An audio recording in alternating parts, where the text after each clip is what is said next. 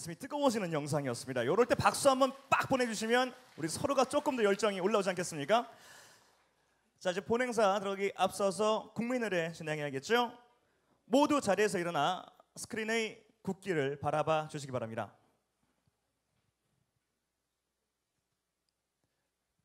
국기 대하여 경례.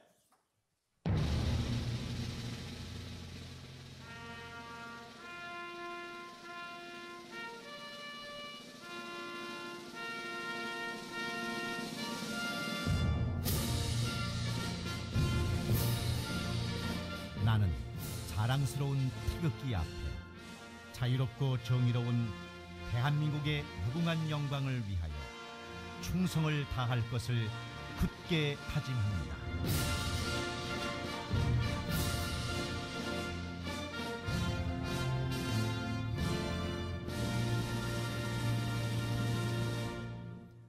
바로 다음은 애국가 대창이 있겠습니다. 애국가는 반주에 맞춰 1절만 부르도록 하겠습니다.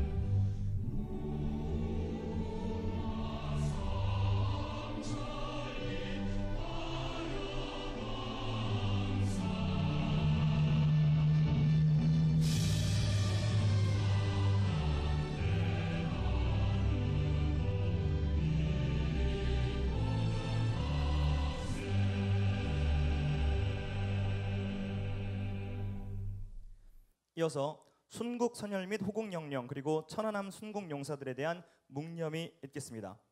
일동 묵념.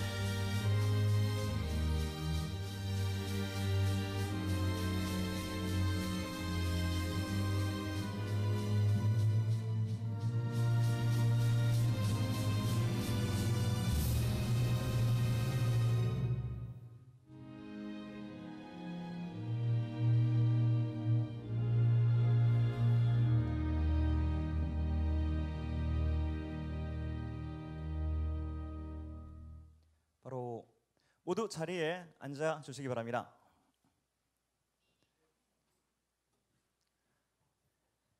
자, 오늘 바른미래당 청년비례대표 광역의원 후보자 선발 토론 배틀 정말 많은 분들께서 심사위원으로 또 참관객으로 함께해 주셨는데요.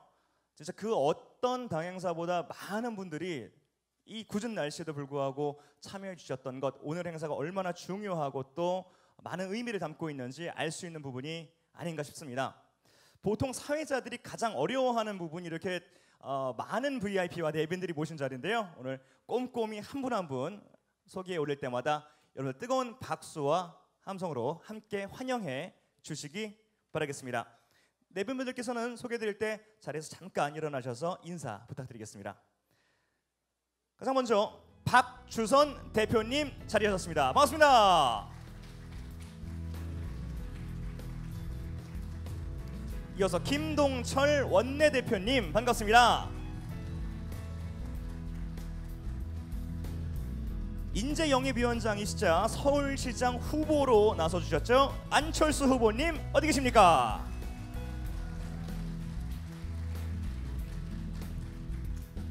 중앙당 비례대표 후보자 추천관리위원장 정말 힘든 일입니다. 국회의원 이태규님 어디 계십니까?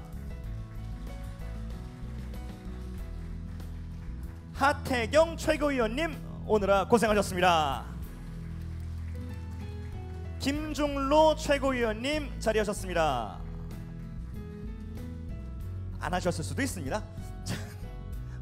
정운천 최고위원님 어디 계세요? 네 반갑습니다. 정책위 의장 맡고 계시죠? 지상욱 의원님 어디 계세요? 네 반갑습니다. 경기도당 위원장이시자 국회의원이시죠? 유의동 의원님 어디 계십니까? 경기도당 위원장 맡고 계십니다. 이승호님 네 반갑습니다. 서울시당 위원장 이동섭 의원님 오시면 한 번 더 인사 올리겠습니다. 진수희 서울시당 위원장님 반갑습니다. 네 안녕하세요. 이어서 정병국 국회의원님 어디 계세요? 반갑습니다. 주승용 국회의원님 네 먼 길 오느라 정말 고생하셨습니다. 이혜훈 국회의원님 어디 계십니까? 안녕하세요. 국회의원 이학재 의원님 네, 뜨거운 박수 부탁드립니다. 다음은 이찬열 국회의원님 네 안녕하세요. 이언주 의원님 어디 계십니까? 네 반갑습니다. 네, 뜨거운 박수 감사드립니다. 오신환 국회의원님 네 안녕하세요. 이어서 김삼화 국회의원님 어디 계십니까? 이따가 우리 이동섭 위원장님하고 같이 안 오신 분들과 인사 한번 드리겠습니다. 이어서 신용현 국회의원님 네 반갑습니다. 최도자 국회의원님 어디 계십니까? 네 안녕하세요. 네 먼 길 오느라 정말 고생하셨습니다. 김수민 의원님 이따가 인사드릴 분이 꽤 많이 계신 것 같습니다. 최이배 국회의원님 도 함께 하도록 하죠. 김성동 사무부총장님 까지 모두 한번 다시 인사를 드리겠습니다. 이어서 마지막 소개 올릴 분입니다. 심사위원 대표로 양승함 연세대 명예교수님께서 참석해 주셨습니다. 양승함 교수님께서는 저희 중앙당 재심위원장을 또 맡아주고 계시죠. 다시 한번 감사 말씀드리겠고요. 이렇게 바쁘신 와중에도 모두 참석해 주셔서 자리를 빛내주신 모든 분들께 다시 한번 감사의 인사 저희 대표로 전해 올리도록 하겠습니다. 다음은 바른미래당 청년 비례대표 광역의원 후보자 선발 토론에 대한 경과보고를 진행할 예정입니다. 경과보고에는 이태규 중앙당 비례대표 후보자 추천 관리위원장님께서 직접 도와주시겠습니다. 자리로 모실 때 뜨거운 박수 부탁드립니다.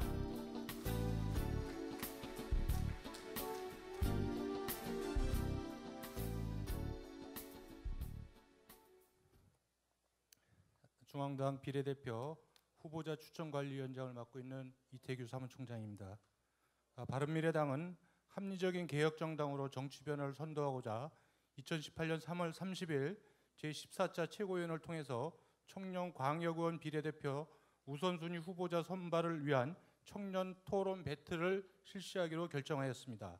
청년 토론 배틀은 열린 개방성과 실력 중심 그리고 투명하고 공정한 방법으로 청년에게 정치인의 길을 열어주려는 바른미래당의 결단입니다.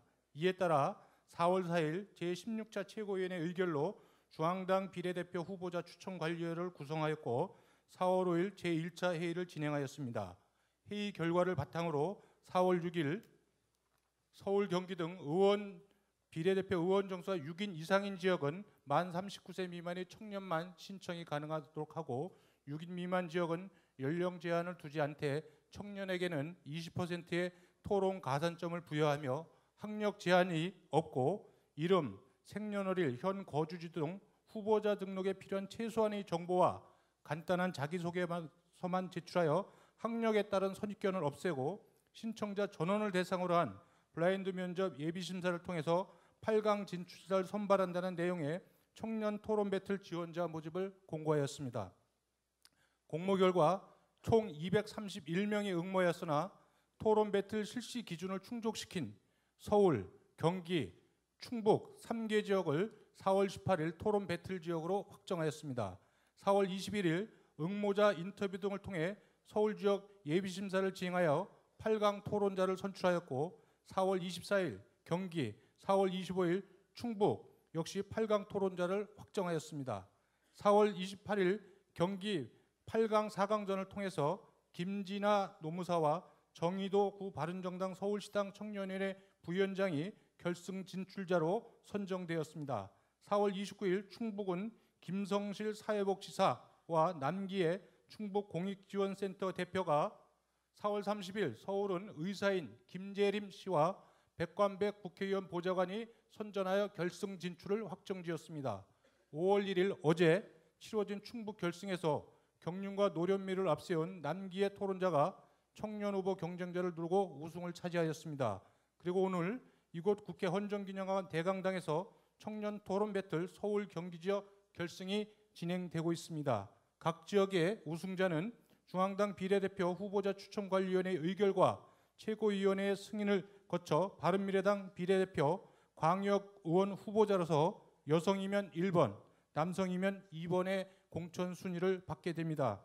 우리 바른미래당이 실시한 청년 토론 배틀이 대한민국의 새로운 정치 모델로 자리 잡기를 바라며 이상으로 경과보고를 마치겠습니다. 감사합니다. 네, 감사합니다. 다시 한번 이태규 후보자 추천 관리위원장님에게 뜨거운 박수와 함성 부탁드리겠습니다. 자, 그러면 다음은 박주선 대표님의 인사 말씀 있겠습니다. 박주선 대표님께서는 그 권리가 저한테는 없을 것 같습니다. 대표님, 우리 박주선 대표님 등단하실 때 다시 한번 뜨거운 박수 부탁드리겠습니다. 저 어떻게 감히 제가 대표님 말씀하시는 걸 가부를 결정하겠습니까? 오늘 이 뜻깊은 청년 비례대표 후보 배틀에 함께 참여해 주신 김진아 정의도 후보 감사드리고 우리 양승함 심사위원님을 비롯한 여러 위원님들 연일 노고가 많으십니다. 우리 박상병 교수님 또 토론을 주재하시면서 고생 많으십니다.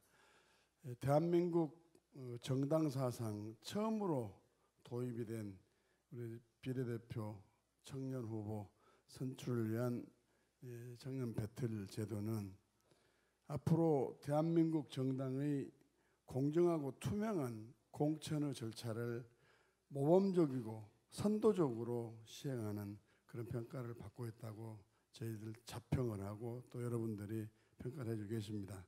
그동안은 밀실, 개파, 불공정으로 선출직 당선이 되기 전부터 정치 오염이 된 후보라는 낙인이 찍혀서 정치를 시작한 예가 많이 있었습니다만 적어도 바른미래당은 바른 미래를 준비하고 선도하는 정당으로서 이 비례대표 추천부터 시작해서 확연히 타당하고는 차별화가 되고 구별이 되는 그런 정당으로 자리매김이 될 것이라고 생각합니다.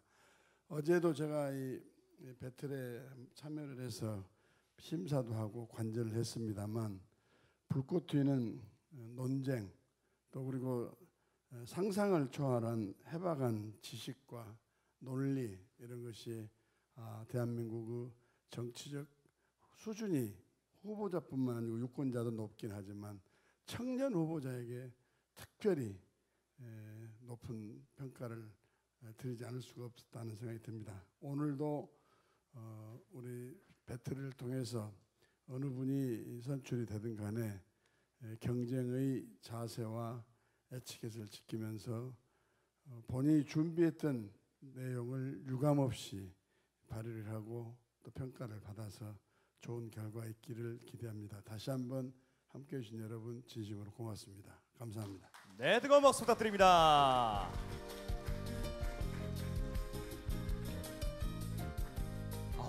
처음에 이렇게 고사하셨지만 그래도 이렇게 어른의 축사가 개회사가 있어야 또 오늘 본행사가 빛나지 않겠습니까? 아유, 감사합니다. 등에서 식은땀이. 자, 이어서 다음은 서울시장 안철수 후보님의 축사가 있겠습니다. 후보님께서 단상으로 올라오실 때 뜨거운 박수로 맞아 주시기 바랍니다.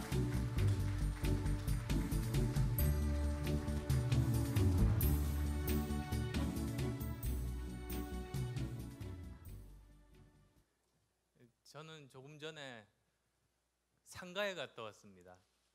세운상가, 진양상가 그쪽에 갔다 왔습니다.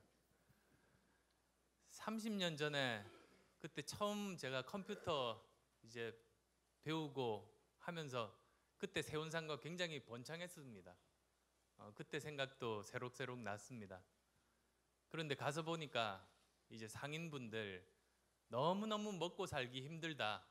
장사가 도통되지 않는다. 지금 남북 대화 본격적으로 하면서 북한 경제 신경 쓰고 있는데 남한 경제부터 신경 써야 되는 거 아닌가? 이제 그런 말씀들 해주셨습니다. 그리고 이제 그 건물이 특히 진양상가 같은 경우는 안전 등급 D등급이 나왔습니다.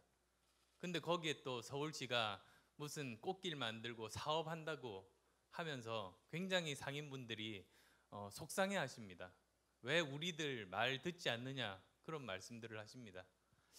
그래서 제가 이 도심 재생 사업 말은 좋은데 실제로 그걸 진행하려고 하면 먼저 거기에 사는 분들 말씀들 현장의 목소리 듣고 그리고 그런 볼거리가 아니라 일거리 먹거리부터 만드는 게 정부의 일이 아닌가. 괜히 이미지 쇼 하느라고 볼거리만 만드는 것이 아니라 실제로 우리 삶을 변화시키는 그러한 먹거리 그리고 일거리 만드는 그것이 진짜 정치고 행정 아니겠는가 그런 생각들을 하면서 왔습니다.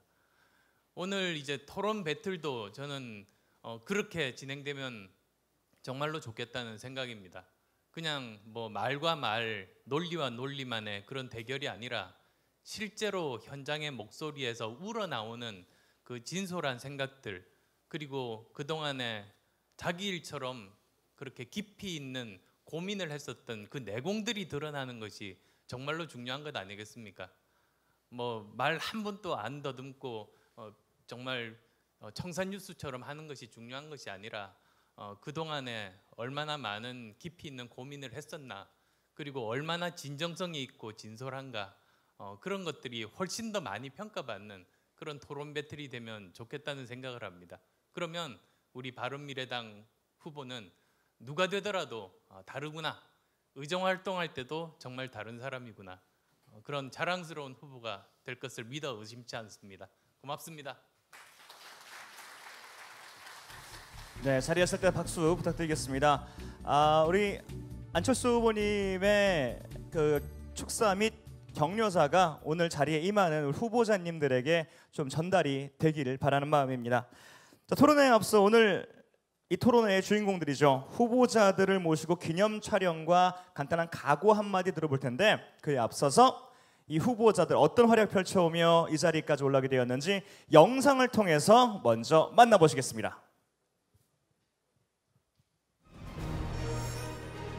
바른미래당에서만 가능한 바른미래당이니까 가능한 6.13 지방선거 청년우선 추천제 전격 도입 인맥공천, 돈맥공천 깨끗한 공천, 공정한 공천으로 능력 있는 청년들에게 기회의 사다리를 제공하기 위한 바른미래당의 용감한 도전 정치개혁, 정당개혁, 선거개혁 청년 우선 추천제 선출 방식은 토론 배틀을 통한 청년 비례대표 후보자 선출. 청년이 바른 미래다. 자, 오늘 후보자들 한 분 한 분 호명하겠습니다. 모두 무대 위로 올라올 때 뜨거운 박수 함성 부탁드립니다. 경기도 후보 김진아.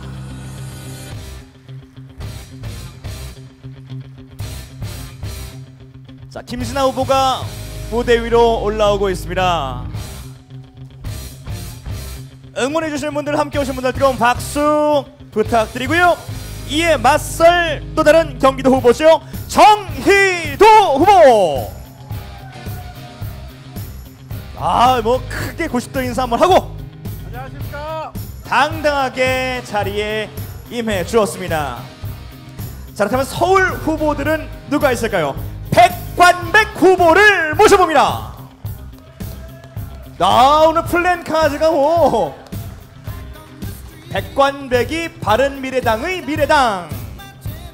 자, 이에 맞설 서울의 또 다른 얼굴이죠. 김재림 후보 어디 계십니까?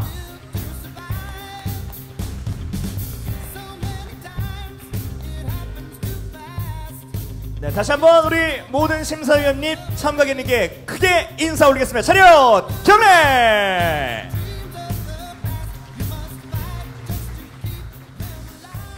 자, 이 자리까지 올라오기까지 정말 쉽지 않은 일들이었을 겁니다. 하지만 이제 마지막 토론, 마지막 배틀만을 남겨놓고 있죠.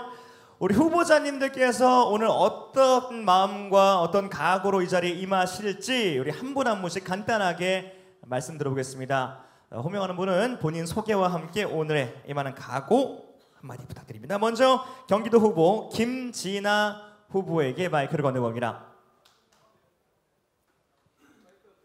네, 안녕하십니까. 저는 김진아 노무사입니다. 저는 10년간 노무사 업무를 해왔고요. 오늘 이 자리에 바른미래당이 좋은 기회를 주셨기 때문에 설 수 있어서 매우 기쁩니다. 앉아있을 때까지만 해도 굉장히 좀 마음을 진정시키려고 노력을 했는데요. 막상 이 자리에 오니 많이 떨립니다. 네, 많이 지켜봐 주시고요. 여러분들 오신 시간 아깝지 않으시게 열심히 하도록 하겠습니다. 감사합니다. 말씀 달변이십니다. 어느 분은 안 그렇겠습니까만은 정말 당당하고 멋진 모습이었고요. 김진아 후보와 맞서야 될 정희도 후보님의 각오도 한 말 들어보겠습니다. 예, 안녕하십니까. 수원 용인에서 온 정희도라고 합니다. 이렇게 또 여러분들 앞에 두고 있으니까 앞에 컴컴하고 잘 보이지도 않고 이렇게 좀 뭔가 긴장이 되는데요.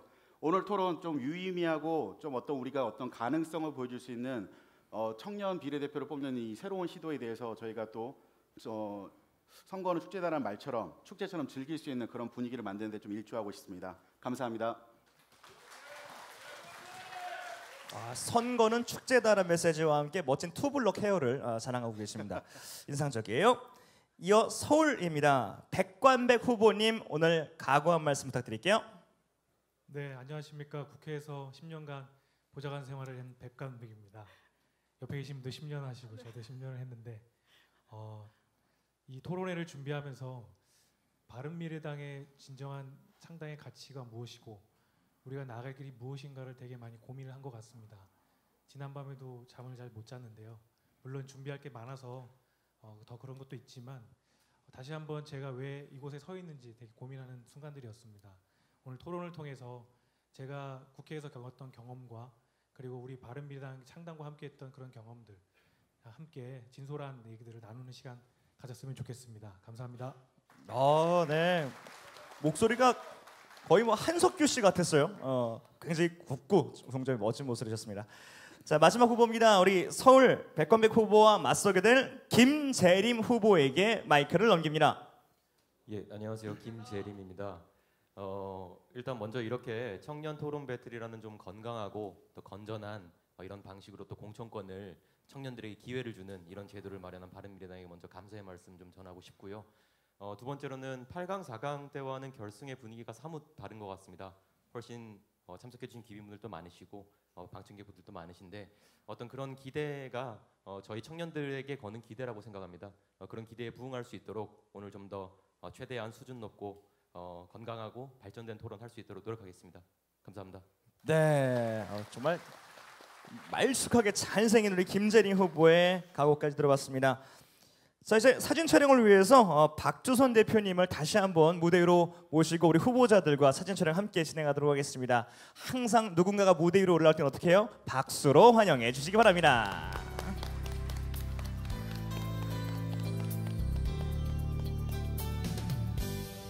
또 한 분 한 분 악수 나누고 계시고요.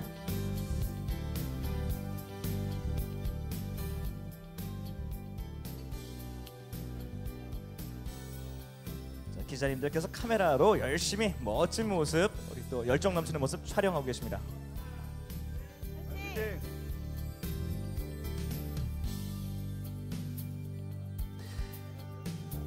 네, 이상으로 토론에 앞선 식장 행사를 끝내고 이제 본격적인 토론회로 들어가도록 하겠습니다. 오늘 토론 진행은 여러분들 잘 아실 거라 믿습니다. 정치평론가이자 시사평론가이신 인하대 정책대학원 초빙 교수님 박상병 교수님을 무대 위로 모시겠습니다. 뜨거운 박수로 환영해 주십시오.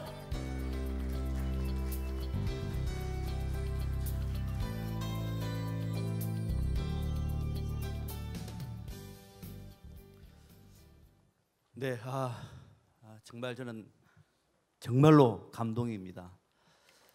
우리 정당 정치사, 선거 정치사를 연구하는 학자로서 대한민국의 미래에 이런 일이 있을까 싶은 생각이 들었는데 막상 그날이 온 겁니다.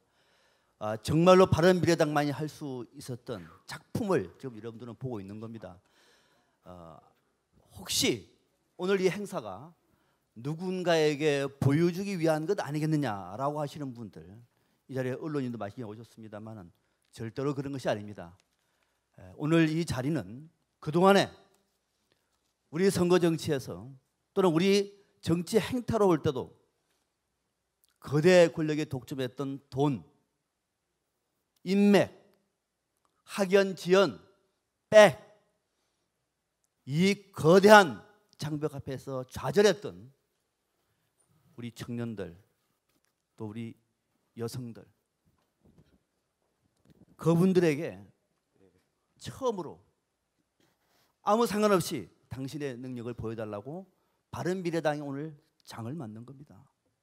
자, 여러분, 대한민국의 공천의 새로운 좌표를 바른미래당이 만들고 있다고 자부하지 않으십니까? 동의하시면 박수 한번 드리겠습니다. 아마도 바른미래당의 이 실험은 비록 오늘은 작지만은 앞으로 이 정당이 생존하는 날, 아니 어쩌면 이 정당이 집권당이 되는, 또 집권 그 이후에 대한민국 정치의 주력이 될 경우에 대한민국 정치의 변신은 무한으로 이어질 것이다 라고 하는 자신감, 바로 그 현장에 지금 제가 서 있는 겁니다. 그래서 하나씩 자랑스럽고 영광스럽습니다. 오늘 토론자분들 좀 떨리시고 또 그동안에 준비하시느라고 사실 자료도 많지 않는 공부하시느라고 애쓰겠습니다만 오늘 여러분들의 열정을 마음껏 발휘해 주시기를 바랍니다. 자, 다소 분위기가 우리가 오늘 축제거든요. 바른미래당의 축제이기 때문에 너무 또 진지해 버리면은 그렇습니다. 파티는 파티여야 합니다. 그죠? 제가 한번 분위기를 끌어올리고 바로 진행을 하겠습니다. 자, 제가 미래로 이렇게 외치면은 여러분들이 앞에 손을 딱 내밀고, 잘 보십시오. 가자, 가자, 가자 이렇게 외치셔야 합니다. 연습 안 하셔도 괜찮죠? 꼭 어떤 분들은 또 딴소리 하시는 분이 있어요. 자, 제가 만약에 미래로 하면은 가자, 가자, 가자 이렇게. 자, 외치겠습니다. 바른미래당 미래로 가자, 가자, 가자. 잘하셨습니다. 미래가 보입니다. 다시 한번 크게 서로 박수로 격려해 주시고 고맙습니다. 네, 토론 시작 전에 심사위원 앞자리로 당겨 앉아 주세요라고 공지해 주세요라고 하는 문자가 왔습니다. 다시 한번 말씀드리겠습니다.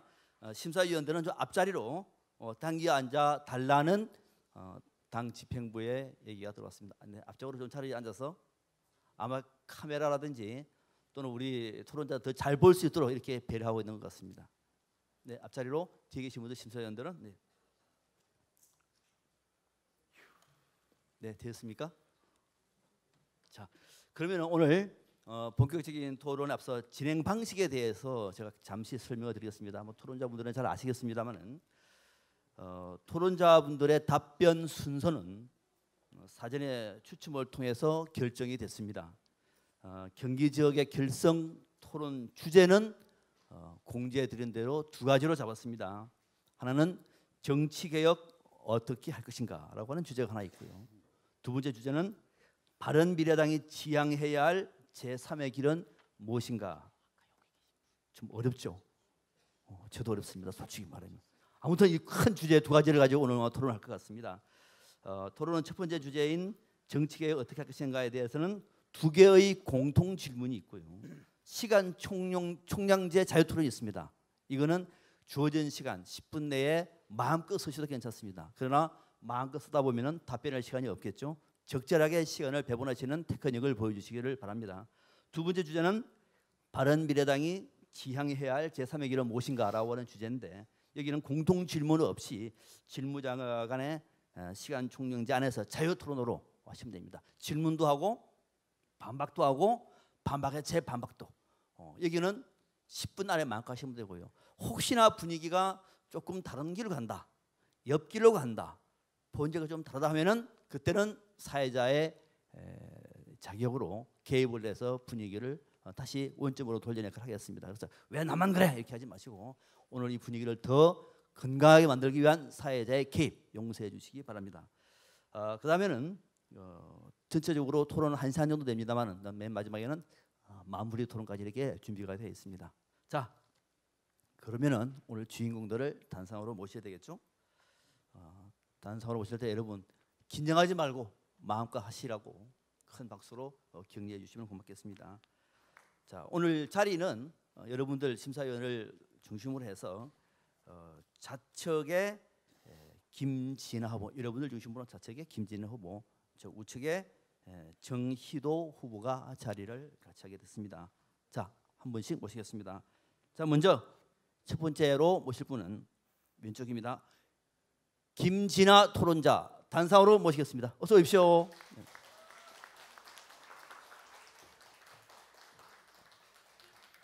네, 앞에 서시고요. 자, 다음에는 오른쪽에 정희도 후보 단상으로 모시겠습니다. 네, 박수 크게 한번 보내주십시오. 네.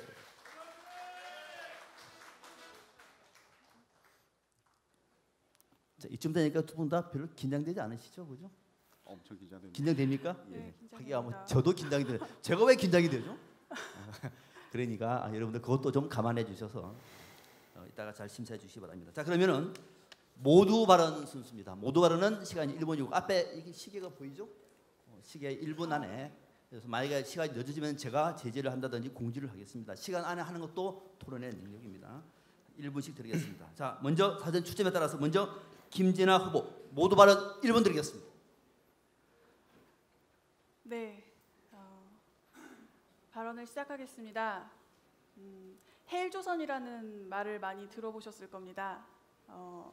혹자는 헬조선을 두고 젊은이들이 패배주의적 사고를 갖고 있다라는 비판을 합니다. 그런데 저는 이것을 조금 다른 관점에서 보려고 합니다. 헬조선이라는 말이 왜 나왔을까요? 우리나라는 이전에는 단순 국가주의, 경제 발전이 중요했고 먹고 사는 것이 중요했습니다.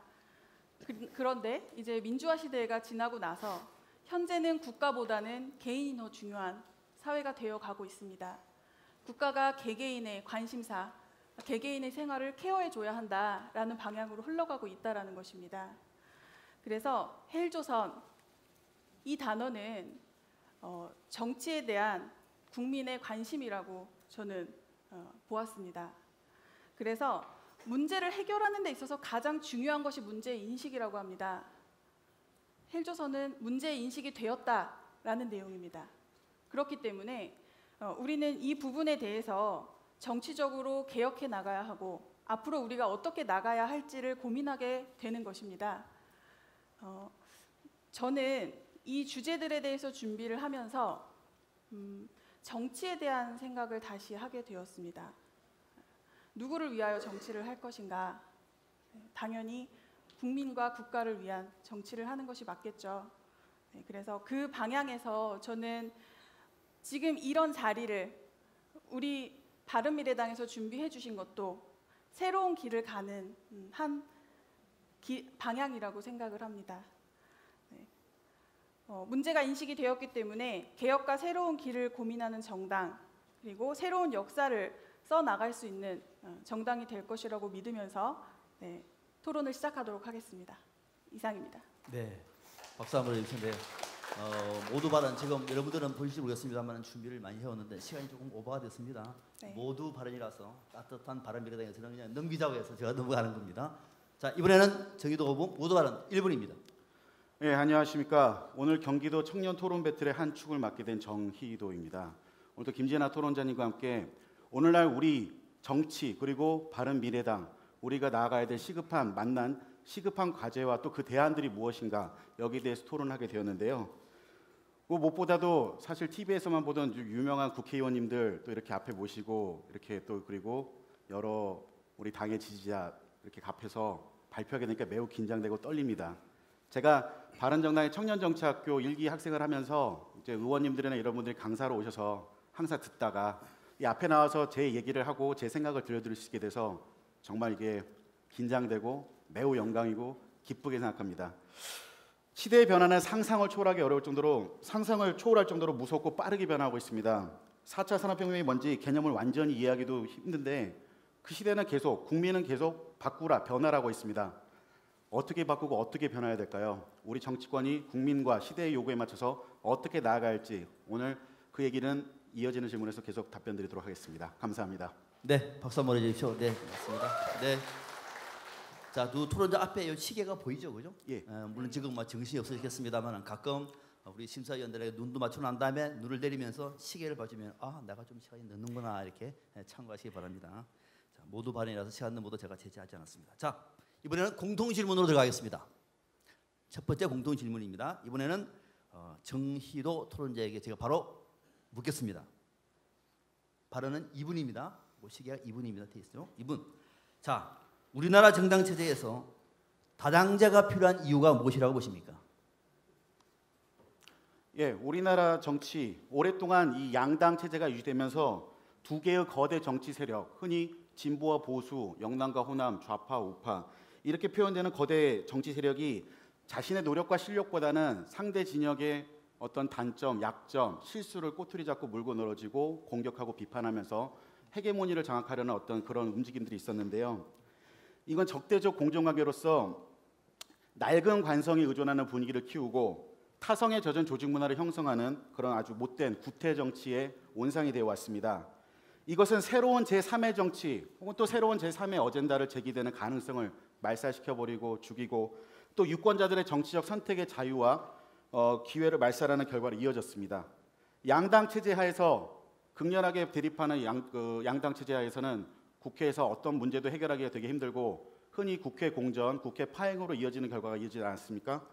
정치인들이 국민을 위한 정치가 아니라 어떤 중앙의 개파의 보스에게 줄 세우기 위한 공천을 받기 위한 그런 정치가 이어지면서 우리 국민이 정치에 염증을 느끼고 혐오를 하고 무관심하게 되는 이런 현상이 일어났다고 봅니다. 집권당의 장기 집권이 용이하고 특히 과반수 의석을 확보할 때 이 양당제는 정부는 완전 독주를 하고 의회의 견적 기능조차 무력화돼 버립니다. 또 치명적인 단점은 의원 선택에 한계가 있는 것이겠죠. 또 이 양당제와 더불어서 최다 득표자 한 명만을 선출하는 소선거구제. 이것은 특별한 경우가 아니면 두 양당 중에 한 명을 선택하게 돼 있는 주민에게 어떻게 보면 제한된 선택을 강요하게 되는 쉽게 말하면 좀 굉장히 나쁘고 못된 구태 정치의 체제라고 할 수 있겠습니다. 그래서 인적 자원의 선순환도 되지 않고 계속 그 밥에 그 나물, 어떤 썩은 물, 고인물이라는 평가를 받게 되는 겁니다. 이 거대 양당은 현 체제가 바뀌고 상황이 바뀌면 자신이 쥐고 있는 기득권을 이룰 수 있기 때문에 상황이 바뀌는 걸 싫어합니다. 다당제는 이러한 고인물, 썩은 물, 양당 체제 하에 새로운 바람과 새로운 어떤 혈액을 정치의 새로운 피를 수급할 수 있는 신바람을 일으킬 수 있는 그런 하나의 혁신적인 대안이라고 생각합니다. 감사합니다. 네, 아유 고맙습니다. 이제는 박수 그만하십시오. 박수는 맨 뒤에 하고요. 딱 시간도 지켜주셨습니다. 다당제가 왜 필요한가? 그동안에 우리는 이 다당제를 가로막는 여러 가지 제도적인 장벽이 많았습니다만은 오늘 여기 우리 청년들의 목소리를 들으면은 왜 앞으로 다당제가 필요한지를 아마 여러분 다시 한 번 더 우리 젊은이들도 그렇게 생각하는구나를 아마 확인할 수 있을 것 같습니다. 자, 이번에는 똑같은 질문을 김진아 토론자에게 묻겠습니다. 우리나라 정당 체제에서 다당제가 필요한 이유 무엇입니까? 네, 저희 그 정치 선배님 한 분께서 이런 예시를 들어주셨습니다. 세상에 식당이 딱 두 곳만 있다고 생각을 해봐라. 해물식당 한 곳과 소고기 식당 한 곳, 이렇게 두 곳만 있다라고 생각을 할 때 두 개의 식당은 가장 좋은 상식적인 경쟁이라면 더 좋은 서비스와 더 좋은 음식으로 손님을 끌어야 될 것이다. 그런데 이것보다 더 좋은 방법이 있기 때문에 그렇게 하지 않는다라는 겁니다. 네, 서로를 비난하는 거죠. 해물 식당에서는 소고기를 먹으면 광우병이 걸릴 것이다 라고 선전을 하고, 소고기 식당에서는 해물을 먹으면 식중독에 걸릴 것이다 라고 선전을 합니다.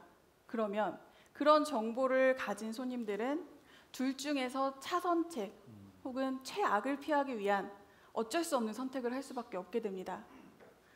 양당제는 이 부분에 대한 대안에서 제시될 수 있습니다.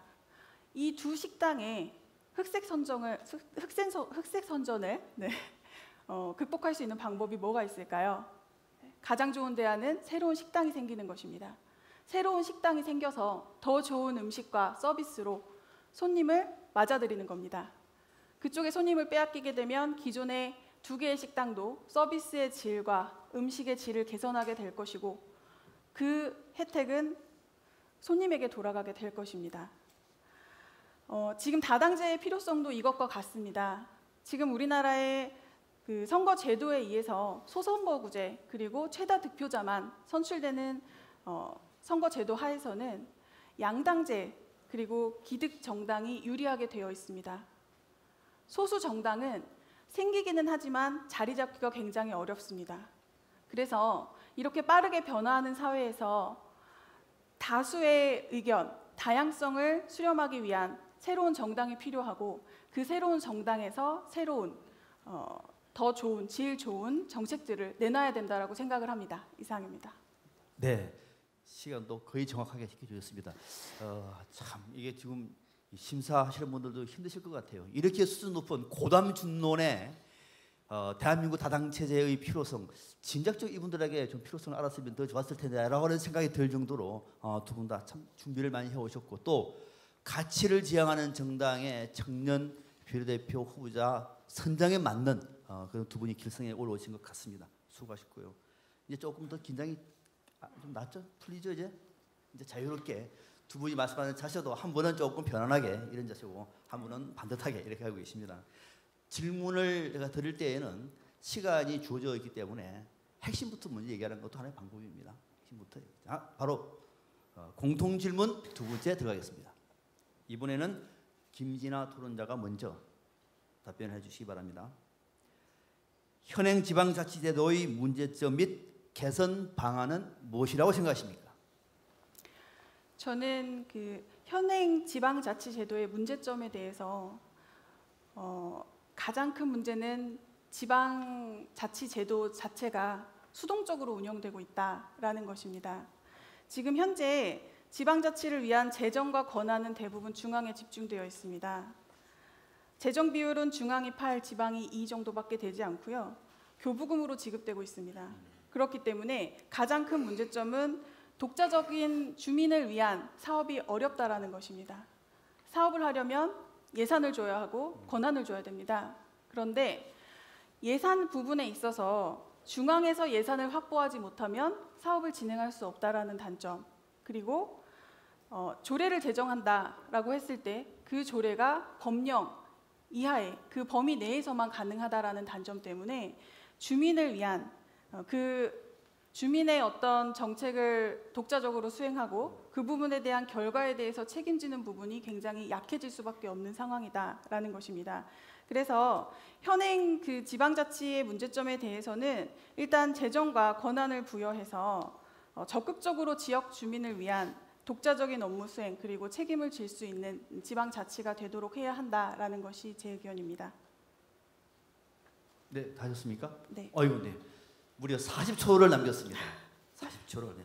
제가 앞서 말씀을 드렸더니 압축적으로 하라고 하니까 진짜 압축적으로 얘기했습니다. 이렇게 말씀 잘 듣는 토론자도 저한테는 고맙습니다. 자, 네, 이번에는 똑같은 질문을 정희도 후보자에게 묻겠습니다.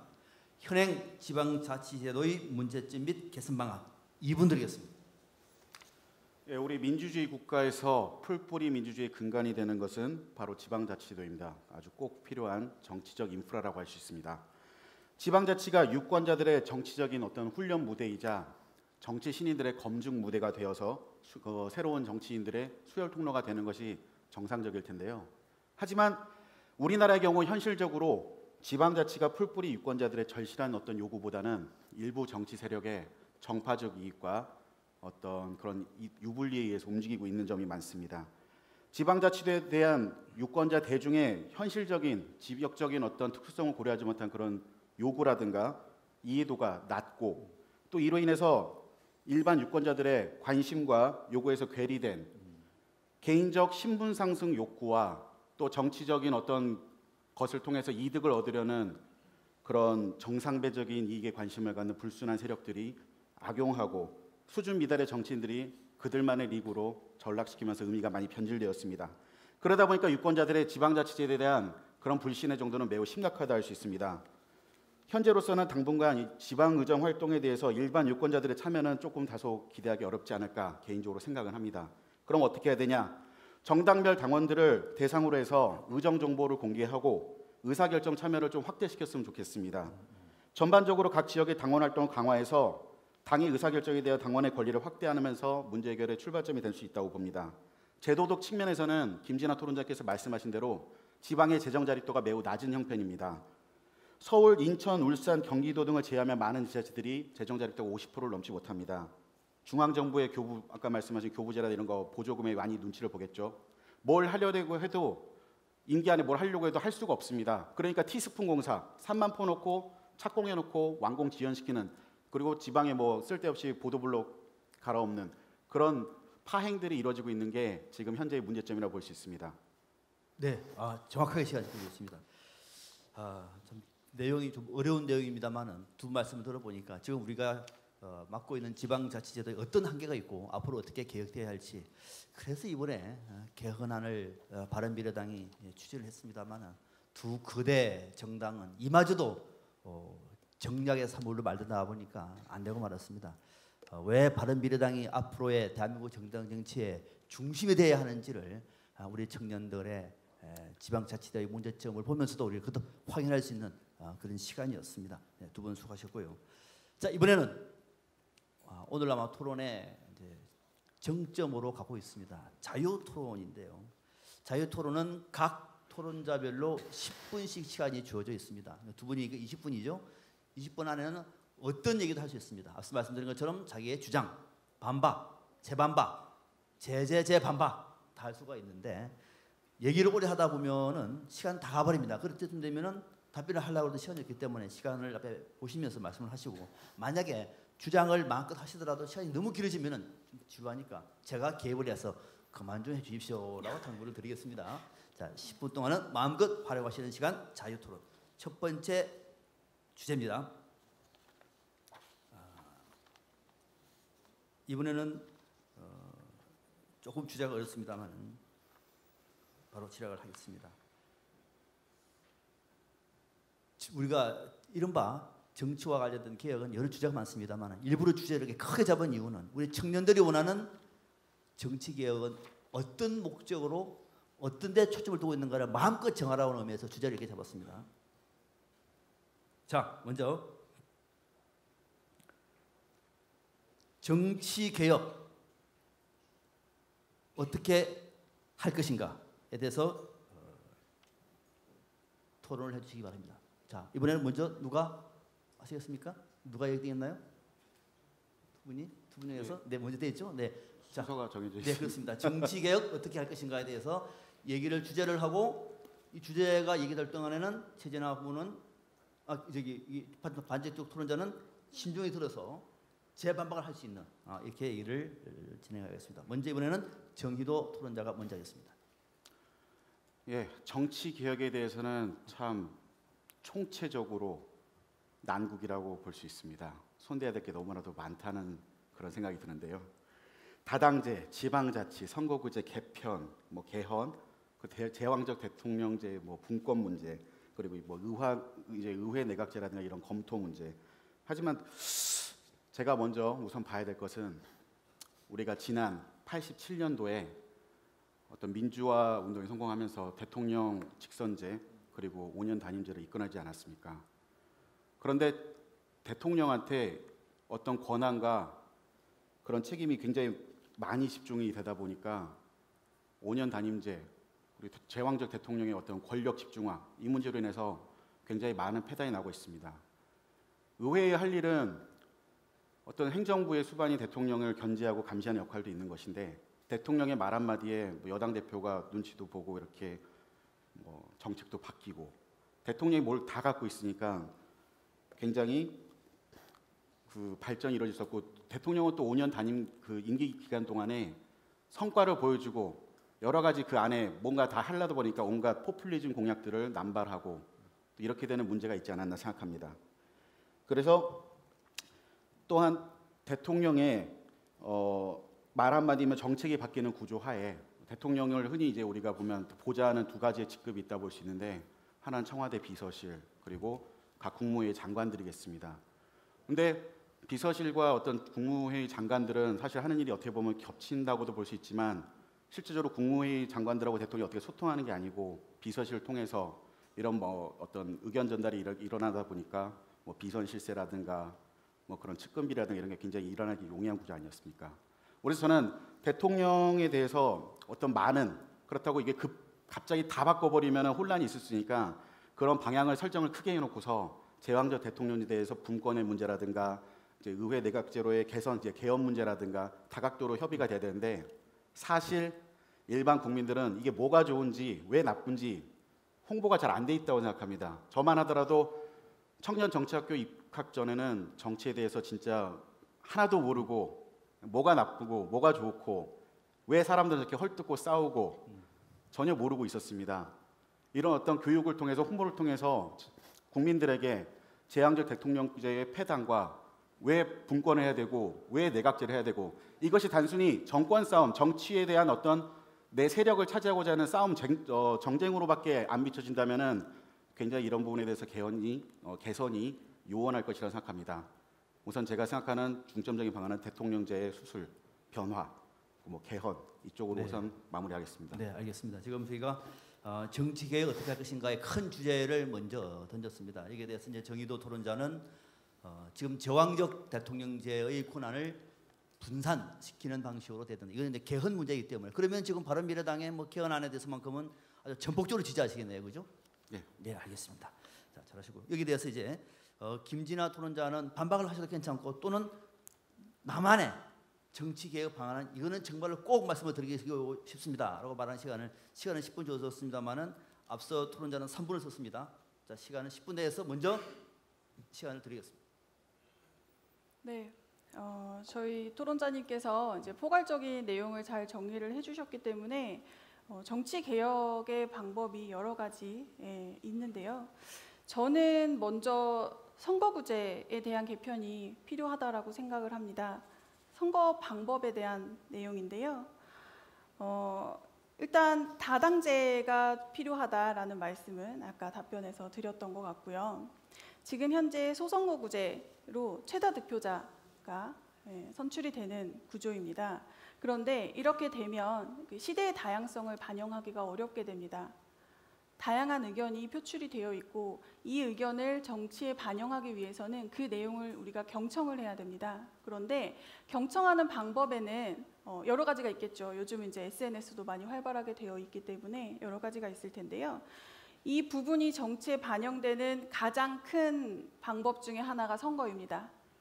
그런데 지금 선거제도는 사표가 굉장히 많습니다. 1등은 당선이 되고 2등부터는 당선되지 않는다라는 것 때문에 50% 이상의 득표율을 가져간다라는 후보가 있다라면 총체적으로 크게 차이가 없겠지만 30%대, 20%대에서 1등을 한다라고 했을 때 그 1등이 국민을 대표한다라면 나머지 20%, 15% 지원을 했던 국민들은 내가 의사표현을 하더라도 이게 반영되지 않는다라는 상실감이 굉장히 클 것이라고 생각을 합니다. 그리고 그것은 자연스럽게 다양한 의견의 제재, 자연스러운 그 의견의 표출을 스스로 포기하게 되는 그런 결과를 초래할 수 있습니다. 그렇기 때문에 저는 선거제도의 개편이 가장 먼저 돼야 된다라고 생각을 하고요. 그 부분에 대한 대안은 제가 여러 가지 찾아보니 비례대표를 조금 더 늘리고요. 비례대표를 늘리고 전체 정당의 득표수만큼 그만큼 국민을 대표하는 사람들을 배정하는 방법이 있었습니다. 그런데 그런 방법 중에 뭐가 가장 나을 것이냐, 사실 그거에 대한 정답은 없다라고 생각을 합니다. 그런데 지금 현재 이미 문제가 발생을 했고 이 발생한 문제점에 대해서 우리가 계속적으로 보완해 나가면서 새로운 개혁을 이뤄나가는 것이라고 생각을 합니다. 그런 측면에서 저는 일단 선거제도의 개편이 먼저 이뤄지고 나면 지금 토론자분께서 저희 같이 하시는 토론자분께서 말씀하시는 부분들에 대해서도 점차 개선해 나가는데 힘을 받을 수 있지 않을까 하는 생각입니다. 네, 지금 7분 11초 남겨놓고 있습니다. 앞서 정의도 토론자는 정치개혁 가운데서 이제 헌법 문제인 권력구조 얘기를 했던 거죠. 그래서 제왕적 대통령제를 빨리 권력 분산시켜서 말 그대로 대통령 권력이 모든 것을 좌지우지하는 그런 시대를 끝내자는 말씀을 드렸고, 여기에 비해서 김진아 토론자는 선거구 제도의 개편을 얘기를 했습니다. 그래서 지금의 국민들이 지지하는 정당의 득표율에 맞는 이거를 연동형 비례대표제라고 얘기를 합니다. 여기에 맞게 바꿔야 된다 말씀하셨는데, 자, 이번에는 순서는 정해져 있습니다만 이제 조금 더 이제 토론으로 가기 위해서는 혹시 두 분이 상대방 얘기한 거는 잘 들으셨죠? 우리 정 토론자는 잘 들었죠? 예. 그리고 우리 또 김진아 토론자도 들었죠? 네네. 두 분 중에서 먼저 그거는 아닌 것 같은데요. 그쪽 주장보다는 내 얘기가 더 맞을 것 같습니다라고 반박할 수 있는 분은 먼저 제가 시간을 드리겠습니다. 누구 먼저 드릴까요? 이거는 뭐 주군이 받건 시간 10분 안에서 제가 꼭 한번 물어보겠다. 두 분 먼저. 긴장하지 마시고 괜찮습니다. 쓰십시오. 사실 이건 긴장의 문제라기보다는 저희가 이렇게 물론 당원들의 생각이 다 같을 수는 없지만은 대체적으로 큰 줄기에서는 같은 생각을 좀 공유하는 부분이 저를 보지 마시고 이쪽을 보십시오. 네. 예. 저와는 김진아 같은 방향에서 네. 김진아 토론자와 저와 이제 큰 줄기에서 좀 비슷한 생각들이 많이 있다 보니까 좀 여러 가지로 서로 반박이라든가 질문이 참 애매한 부분이 있는데 이제 저는 비례대표제에 대해서 많은 고민을 해봤습니다. 왜냐하면 지금 우리나라 현실에서 비례대표의 어떤 역할들이나 이런 공천이 이루어질 때 아무래도 좀 흔히 말하는 밀실 공천이라든가 인맥에 의한 공천 이런 것들이 많이 이루어졌는데, 오늘 이렇게 청년 토론 배틀로 공개적으로 한번 새로운 맛으로 뽑아보자, 이런 시도도 되게 좋은데 이런 거 계속 지속하고 확대해 나가야 되는데, 과연 또 어떤 대안과 어떤 아이디어가 더 좋은 아이디어가 더 있을까 고민하는데, 저로서는 바로 파파박 떠오르는 게 없더라고요. 혹시 김진아 토론자는 그런 이제 청년 토론 배틀 같은 이런 참신한 프로젝트 외에 또 혹시 평소 생각해 두신 게 있는지 여쭤보고 싶습니다. 이틀간 생각해내지 못하신 거를 제가 이 자리에서 생각해내긴 사실 쉽지 않을 것 같고요. 네. 그리고 저도 사실은 이 토론 배틀을 통한 공천 제도가 굉장히 신선했습니다. 제가 알고 있는 비례대표에 대한 부정적인 생각들을 다 좀 종식시킬 수 있는 그런 제도였고요. 그런 의미에서 저도 참여를 했던 것입니다. 그런데 앞으로 이제 비례대표제로 만약에 변경이 된다라고 했을 때 그 부분에 대한 개선은 여기 계시는 훌륭하신 저희 정치권 선배님들이 분명히 대안을 제시를 해주실 것이라고 믿습니다. 네, 그렇게 해주실 거죠? 네, 네, 정말 우문현답이었습니다. 네, 누구도 새로운 방을 찾지 못했는데 이게 바로 토론자에게 물으니까는 여기 계신 선배님들이 풀어달라고 답변을 하셨습니다. 네, 아마 이거는 쉬운 문제가 아니기 때문에 앞으로 비례대표를 선출하는 방식은 더 많은 논의가 필요할 것 같고요. 자, 앞서 개헌 문제, 특히 권력구조 문제를 얘기를 했는데 이와 관련해서 김진아 토론자가 뭐 반박이라든지 다시 한번 더 주장할 거 있으면은 말씀하는 시간을 드리겠습니다. 네, 시간이 지금 6분 30초 남았기 때문에 넉넉하게 쓰셔도 괜찮습니다. 사실은 이제 저희 같이 토론하시는 우리 토론자님께서 처음에 시작하실 때 이제 총체적 남북 정희도 토론자입니다. 네, 정희도 토론자님께서 이쪽은 김진아 토론자고요. 네. 두 분은 사이가 안 좋으시군요. 네, 이름을 불러주시면 고맙겠습니다. 네, 정희도 토론자님께서 총체적 난국이라는 표현을 해주셨습니다. 그런데 저는 사실 이렇게 총체적 난국이다라고 표현할 수 있는 상황도 시대적으로 우리가 역사가 변화해가는 과정에서 나온 것이라고 생각을 합니다. 그래서 이 부분에 대해서 잘못된 것이 있다면 극복해 나가야 되는 것이라고 생각을 하는데요. 일단은 제왕적 대통령제를 개선해야 한다. 뭐 큰 틀에서는 이제 저희가 같이 생각을 하겠지만 저는 선거 제도를 먼저 문제를 삼은 이유가 대통령 제도라 하더라도 다양한 의견이 국회로 들어오고 그 안에서 교류가 되고 국민의 의사를 정당하게 표현할 수 있다라고 하면 대통령제 하에서도 개선을 해 나갈 수 있다라는 생각에서 선거제도가 우선이다라고 생각을 했습니다. 그런데 토론자님께서는 일단 그 대통령제도에 대한 개선이 우선이다라고 말씀을 해주신 것 맞죠? 네, 그렇게 저는 이해를 했는데요. 선거제도의 개선보다 그 대통령제 개선이 우선이다라고 해주신 특별한 이유가 있으신지 궁금합니다. 사실 뭐가 우선이다 이거는 저에게 있어서 둘 다 우선 중요한 문제입니다. 근데 시간은 제한돼 있고 여러분께 제가 핵심적으로 이것이 문제다라고 생각했는데 대통령제를 얘기한 것입니다. 소선거구제 개편 당연히 저도 찬성하고 개헌할 때 이게 다 담겨져야 된다고 생각합니다. 근데 제왕적 대통령제가 왜 문제냐? 자, 10년이면 강산이 3번 뭐 변하는데 지금 1987년으로부터 지금까지 강산도 3번이나 변했는데 그대로입니다. 지금 그때의 대통령제에 머물러 있다는 거예요. 그리고 대통령이 그 이후로다가 계속 바뀔 때마다 대통령의 측근 비리가 터지고 가족의 비리가 터지고 이런 문제들, 막강한 권한이 대통령에 몰려 있고 의회가 그 견제 기능을 제대로 하지 못하고 그러다 보니까 고인물은 썩고 저는 그렇게 생각합니다. 그러다 보니까 국민들은 정치에 대해서 혐오감을 느끼고 각 대립하고, 왜냐하면 전 대통령을 존경하는 사람들과 그걸 비판하는 사람들 사이에서 굉장히 많은 대립과 갈등이 있었죠. 그래서 저는 제왕적 대통령제, 이게 사실 말만 대통령이고 말만 우리가 선출해서 뽑은 사람이지 거의 옛날 조선시대의 왕을 대하듯이 대하시는 분들도 있는 것 같아요. 그 제왕적이라고 제가 표현한 게 그것 때문입니다. 어떤 대통령은 민주주의에서 국민들이 뜻을 모아서 한 표 한 표 모아서 선출한, 어떻게 보면 국민에게 권력을 위임받은 존재입니다. 근데 무소불위의 권력을 휘두르고 있다면 이건 문제라고 생각합니다.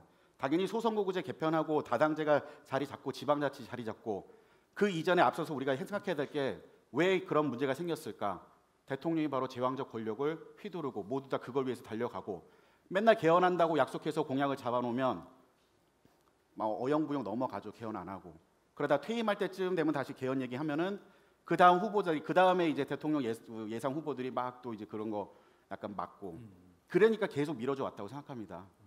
예, 소선거구제 개편은 그래도 국민들이 어느 정도는 인식하고 비례대표에 대한 장점도 인식하고 있는데 제왕적 대통령제에 대해서는 의회 내각제나 뭐랑 말이 복잡하고 이원 집정부제 나오니까 또 이게 뭔지 모르겠고, 제가 봤을 때는 제가 일반 국민의 눈높이에서, 저도 제가 저를 일반 국민이라 생각하면 국민에 대한 좀 약간 평균치를 깎아먹는 것 같지만은 그냥 국민들 눈높이에서 봤을 때 제가 정치학교에서 정치를 좀 배우기 전에 일반 상식으로 봤을 때 잘 모른다 이겁니다. 왜 문제인지. 제왕적 대통령제가 문제인조차 인식을 못하고 있다는 겁니다. 네, 네. 지금 이제 약간 논쟁이 권력구조 개편이 먼저냐 여기에 대해서, 권력구조 개편은 헌법 문제지만은 선거제도는 여야가 합의하면 할 수 있는데 이것이 더 중요한데도 불구하고 왜 자꾸 권력구조 얘기하느냐 이렇게 이제 질문을 김진아 토론자가 하셨는데, 그러면은 김진아 토론자에 대해서 우리 정의도 토론자는 반박이나 다른 또 질문할 게 있습니까? 질문할 게 없습니까? 앞서 김진아 토론자는 비례대표 수를 늘리고 정당의 득표율에 맞게 연동형 비례대표제로 가는 방식을 제안을 하면서 선거구제 개혁이 정치개혁의 일본이라고 주장을 했습니다. 큰 틀에서 동의하십니까? 예, 큰 틀에서 매우 동의하고 사실 이제 시간이 제한됐기 때문에 제가 말씀 안 드렸지만 네. 저에게 시간이 무한히 주어진다면 소선거구제 얘기하고 비례대표 늘려야 된다 생각하고 의석수, 기초의원, 광역의원 이런 거에 대해서 지방 자체가 자리 잡고 또 이런 많은 얘기들 논할 수 있을 텐데요. 네, 저는 또 그 다음으로 사실 제가 더 하고 싶은 말이 있었는데 또 시간 관계상 좀 애매해서. 알겠습니다. 네. 예. 예. 그러면 김진아 토론자는 다른 질문이 또 있습니까? 질문은 없고요. 아까 네. 질문 드린 거에 대한 제 의견을 좀 좋습니다. 네. 말씀드리겠습니다. 저는 사실 제왕적 대통령제의 어떤 개선 부분도 있지만 그 선거제도 개편이 우선이다라고 말씀드렸던 이유가요. 아까 말씀하신 것처럼 어렵다, 정치는 어렵다라는 얘기를 많이 했는데요. 국민의 그 의식 수준은 계속 올라가고 있습니다. 그리고 요구하는 바도 많이 수준이 올라가 있는 상태고요. 이제는 그 수준의 정치권이 따라가야 되는 상황이 될 수 있는 그런 부분이라고 생각을 합니다. 그래서 제왕적 대통령제 개선이라고 아까 말씀해 주신 부분에 있어서 제도적인 부분은 사실 완벽할 수는 없다라고 아까 말씀드린 것처럼 제도가 아무리 완벽하지 않다 하더라도 그 국민의 의식 그리고 그 제도를 시행하는 사람들의 의식이 깨어 있으면 그 제도는 당연히 정착할 수 있고 더 좋은 방향으로 운영될 수 있다라고 생각을 합니다. 그래서 일단은 선거제도 개편을 통해서 다양한 의견들을 수렴할 수 있는 구조를 만들어 놓고 그리고 의견 개진이 자유롭게 되고 자유로운 의견을 수렴해서 거기에 대한 정책을 내놓는 상황이 된다라고 하면 제왕적 대통령제 개선은 당연히 순차적으로 이루어질 것이고 그 부분에 대한 보완점도 조금씩 개선될 수 있지 않을까라는 생각에서 선거제도 개편이 먼저이지 않을까라고 답변을 드렸었습니다. 네. 네. 이거는 동의하시는 것 같죠, 그죠? 예, 네. 뭐 자, 기본적으로 그러면은 이쯤에서 이제 정말로 예정이 없던 사회자의 돌발 질문이 들어갑니다. 조금 긴장하셔도 괜찮습니다. 네. 사회자의 돌발 질문입니다. 앞선 주제와 관련해서 이거는 전혀 준비가 안 되는 내용이기 때문에 조금 당황하더라도 여러분들이 조금 격려해 주시면 좋겠습니다. 먼저 이 대목은 정희도 토론자에게 묻겠습니다. 앞서 제왕적 대통령제 폐해를 극복하기 위해서 이제 개헌 정부 형태 권력 구조 개혁을 얘기를 했습니다. 그죠? 그런 말씀을 하셨는데, 자 그러면은 결국은 대통령 권한을 국회로 넘기는 방안이 될 수밖에 없습니다. 다른 대안이 그것이 분권형이든 또는 의원 내각제든. 그러면 국민들은 이렇게 묻는 겁니다. 아니, 대통령 권력보다도 국회 권력을 더 신뢰를 못하는데 그 중요한 대통령 권력을 국회로 넘긴다고 해서 정치가 그게 발전이냐? 오히려 후퇴되는 것 아니냐? 국회 못 믿는데? 이런 국민들이 의외로 많아요. 거기에 대해서는 어떤 반박을 하시겠습니까? 의원 내각제의 가장 큰 장점이라고 할 수 있는 것은 전 다당제와 맞물려서 좀 이해하면 좋겠다고 생각합니다. 왜냐하면 지금까지 거대 양당이 차지하던 그 세력 속에서는 정말로 찬반, 흑백 이거 아니면 저거 좌우 이렇게만 돼 있었는데 다당제는 그 많은 어떤 논의와 생각들을 담을 수 있는 하나의 길이지 않습니까? 뭐 그 안에 방법론적으로 강론으로 들어가면 비례명부라든가 이런 소수 정당, 군소 정당이 난립하지 않고 조금 약간 어느 정도 이제 퍼센티지가 있는 그런 분들이 이렇게 의회에 들어와서 국민의 다양한 의견을 반영하고 그런데 이제 해외의 사례를 봤을 때 물론 우리나라와 해외의 실정이 다르다는 문제들이 있어서 해외의 어떤 모델을 딱 들어와서 이렇게 해야 된다 이 정답은 없다고 생각합니다. 정답을 찾아나가는 과정이 굉장히 중요하다고 생각하는데요. 뭐 이제 의회에서 한 세력이 이렇게 다른 세력과 좀 약간 연합을 해서 같은 이제 연립 정부 같이 연립 내각을 구성해서 어떤 지도자를 선출한 경우도 있는데 국민들이 어떤 이런 지도자에 대해서 국민들이 지지를 하면 이 지도자는 엄청난 탄력을 받고 굉장한 어떤 권력 구조를 또 갖죠. 그런 문제가 있을 수 있습니다.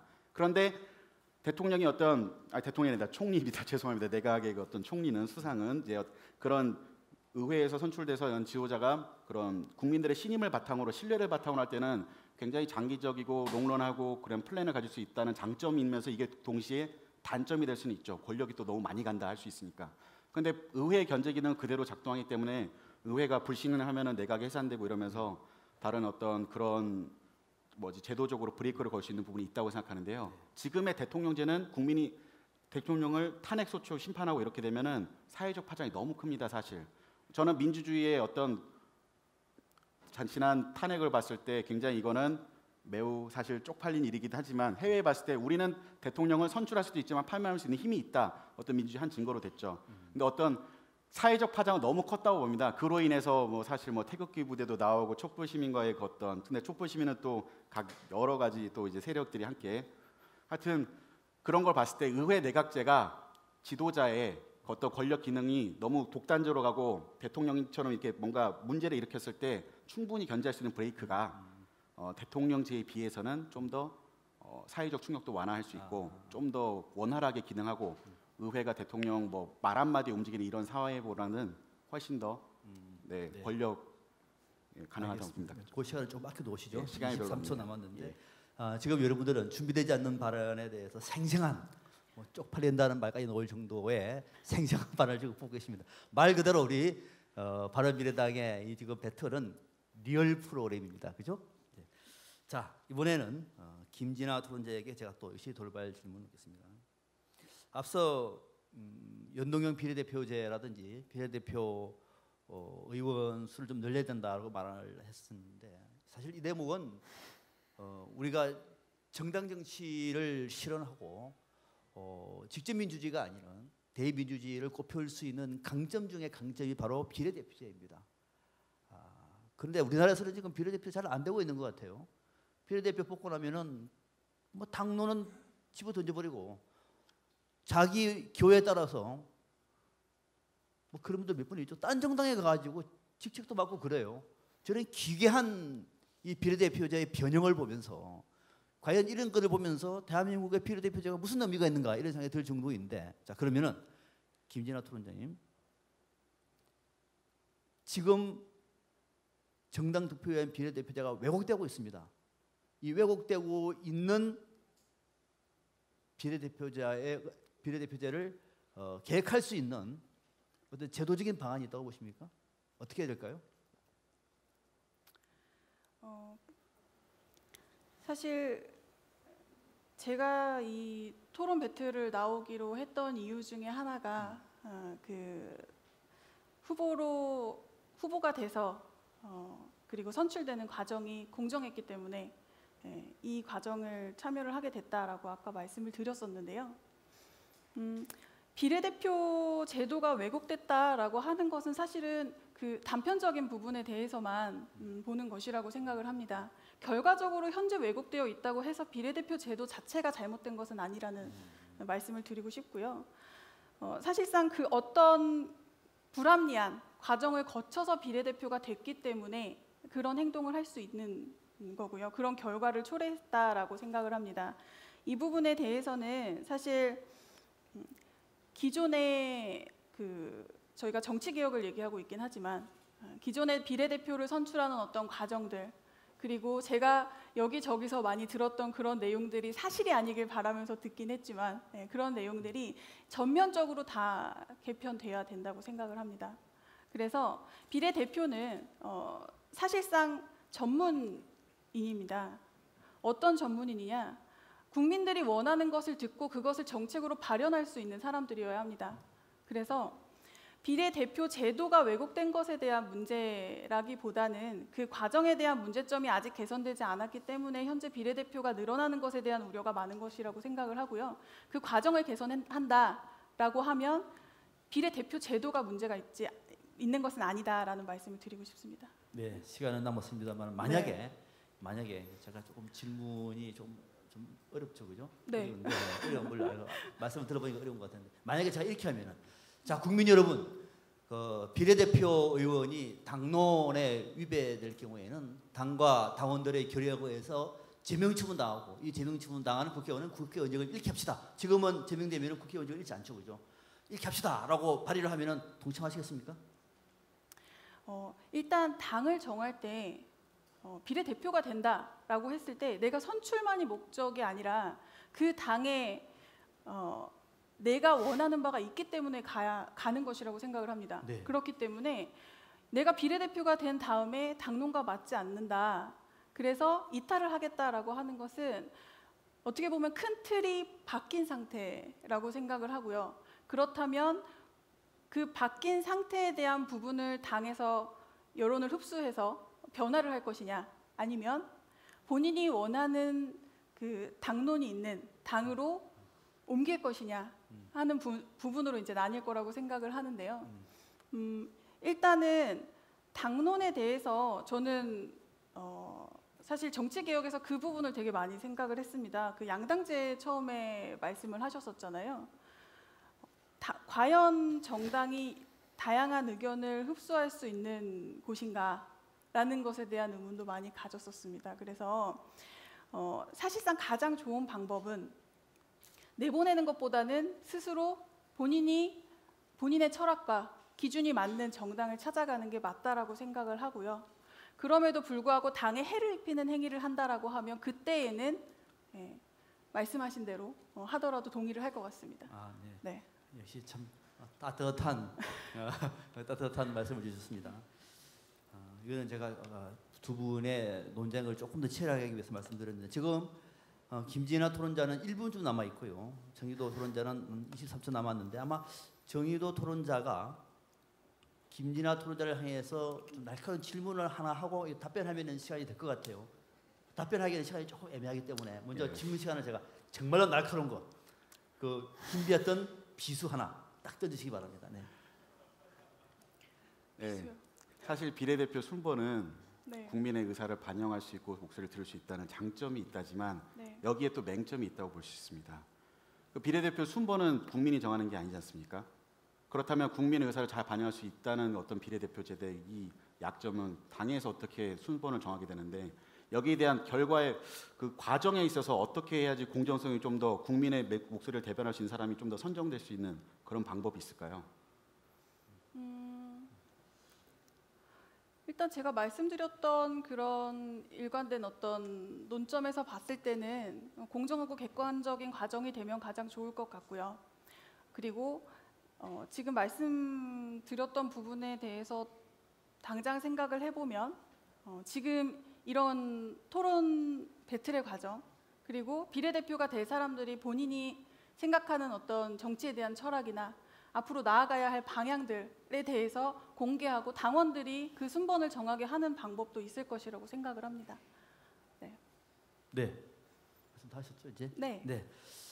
자, 아마 여러분들 지금 준비된 발언과 준비되지 않는 돌발팀과 함께 보시는데, 제가 이렇게 하는 이유는 두 분이 갖고 있는 생생한 말을 조리게 잘하고 또 오랫동안 자기가 갖고 와 있었던 이 어떤 그 리얼한 이 모습을 한번 국민들에게 또 여러분들에게 보임으로 인해서 정말 바른미래당이 가야 할 가치가 어떤 것이고 거기에 어떤 토론자가 맞는 것인가를 한번 알아보기 위해서 이렇게 질문을 던졌습니다.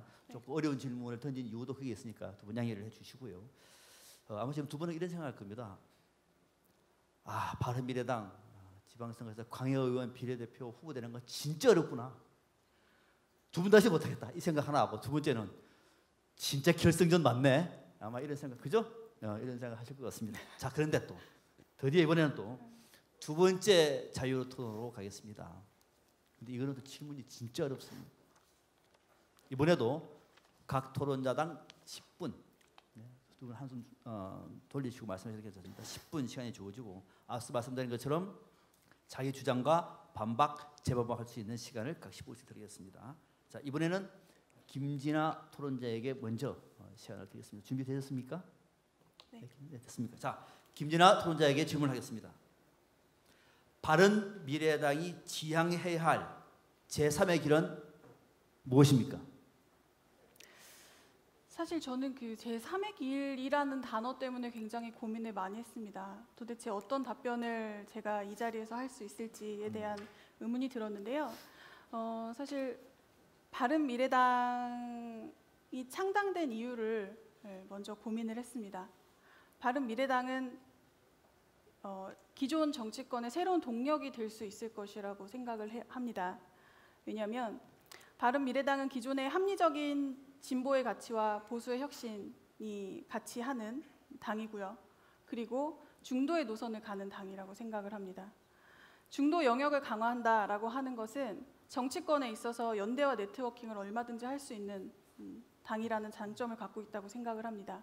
그리고 이것은 정책을 만들고 시행하는 데 있어서 핵심적인 강점이라고 생각을 합니다. 그래서 바른미래당은 일관성 있는 가치와 기준을 가지고 합리성 있는 결정을 하는 중도 영역의 새로운 동력이 되는 당이 돼야 된다라고 생각을 합니다.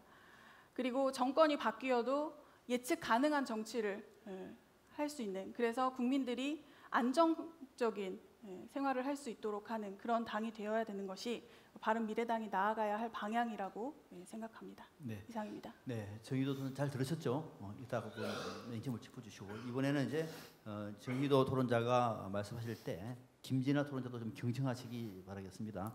자, 정의도 토론자에게 묻겠습니다. 바른미래당이 지향해야 할 제3의 길은 어떤 겁니까? 예, 사실 우리 통합 이후로 탈이념 많이 하지 않습니까? 지긋지긋한 이념 논쟁 종식시키고 동서화합, 영혼합, 통합, 예, 아주 좋은 말입니다. 그런데 탈이념이 무이념이 돼서는 안 된다고 생각합니다. 이념이란 것은 그 단어에서 오는 불쾌감과는 다르게 가치, 사상, 생각을 의미합니다. 우리가 탈이념 외치다가 무이념으로 빠지는 우를 범하면 안 됩니다. 그러면 어떻게 해야 되냐? 이념을 넘어서서 새로운 어떤 이념을 창출하는 그 가치를 창출해야 됩니다. 너무 철학적인 말 같죠? 하지만 우리 역사를 돌이켜봤을 때, 우리 대한민국 역사를 살펴봤을 때 이 긴 시대를 관통하는 세 가지의 단어가 있습니다. 자유, 민주, 공화. 이것은 좌우를 막론하고 진보와 보수냐, 극좌냐 극우냐, 중도냐 어디냐, 영남이냐 호남이냐, 자유, 민주, 공화, 이 세 가지의 가치는 좌에도 남아있고 우에도 남아있는 공통된 가치라고 할 수 있으며 우리 모두가 지켜나가야 될, 발전시켜야 될 가치라고 할 수 있습니다. 저는 바른미래당, 우리 당명에 이러한 자유, 민주, 공화의 가치가 다 녹아들어야 된다고 생각합니다. 바른미래, 어떤 미래냐? 발빠른 미래이기도 하고 하지만 올바르게 나아갈 미래, 방향성입니다. 우리 사회는 오해를 하고 있는 게 보수는 바뀌는 걸 안 하고 진보는 급하게 바꾸려고만 하고 이렇게 생각을 하는데요. 사실 보수도 바꾸고 중도도 다 변화를 추구하고 더 나은 방향을 나가려고 하는 거지 바뀌는 건 기정사실입니다. 중요한 것은 어떤 방향으로 나아가느냐 이런 것이라고 생각하는데 자유, 민주, 공화. 저는 이걸 제가 감히 이걸 이렇게 우리의 이념은 이거다라고 설정할 수는 없지만 적어도 통합된 이상 당원들 간에 계파 정치 불식시키고 어느 당 출신인지 불식시키고 영남, 호남, 지지자 기반 이런 거 상관없이 공통적으로 우리가 함께 할 수 있는 가치에 대한 마음을 터놓고 어떻게 보면 뜨거운 논쟁이 될 수도 있는 부분에 대해서 얘기를 해서 당내 통합을 이뤄나가야지 된다고 생각합니다. 네, 지금 질문을 한국형 제3의 길, 한국형이라는 것은 영국의 노동당 토니 블레어라든지 앤서니 기든스류의 신자유주의의 기조를 받아들이는 그런 제3의 길이 아니라, 그래서 한국의 지금 현 상황에 맞는 한국판 제3의 길이 무엇인가라고 하는 질문을 던졌는데 두 토론자가 아주 자신들의 소신을 당당하게 말씀을 해주셨습니다. 자, 그럼 여기에 대해서 이제는 가만히 있으면 안 되겠죠? 김연아 토론자 준비하셨습니까? 네. 쏘십시오. 지금 이제 저희 정의도 토론자님께서 탈이념, 종식, 동서화합 이제 그런 말씀해 주셨는데요. 이념을 넘어서 새로운 이념을 창출한다라는 부분에 대해서 이제 저는 중도 영역의 강화라고 표현을 했던 것 같습니다. 그런데 제가 지금 궁금한 것은 그 위대한 기업이다라고 했던 기업들이 실패한 이유로 분석되는 것 중에 하나가 핵심 가치를 포기했을 때입니다. 그리고 너무 그 혁신의 혁신을 계속하다가 기존의 그 역량을 발휘할 수 있는 부분을 잃었을 때 위대한 기업은 무너진다라고 합니다. 그렇다면 지금 정의도 토론자님께서는 발빠른 미래, 올바른 미래를 위해서 이제 새로운 이념을 창출한다라고 말씀을 하셨는데, 제가 언뜻 이해하기로는 계속적으로 새로운 이념을 그러면 창출해야 되는 건지.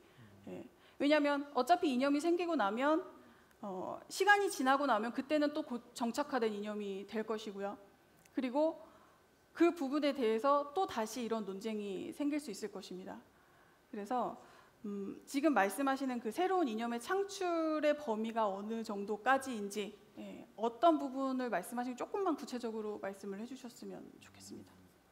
네.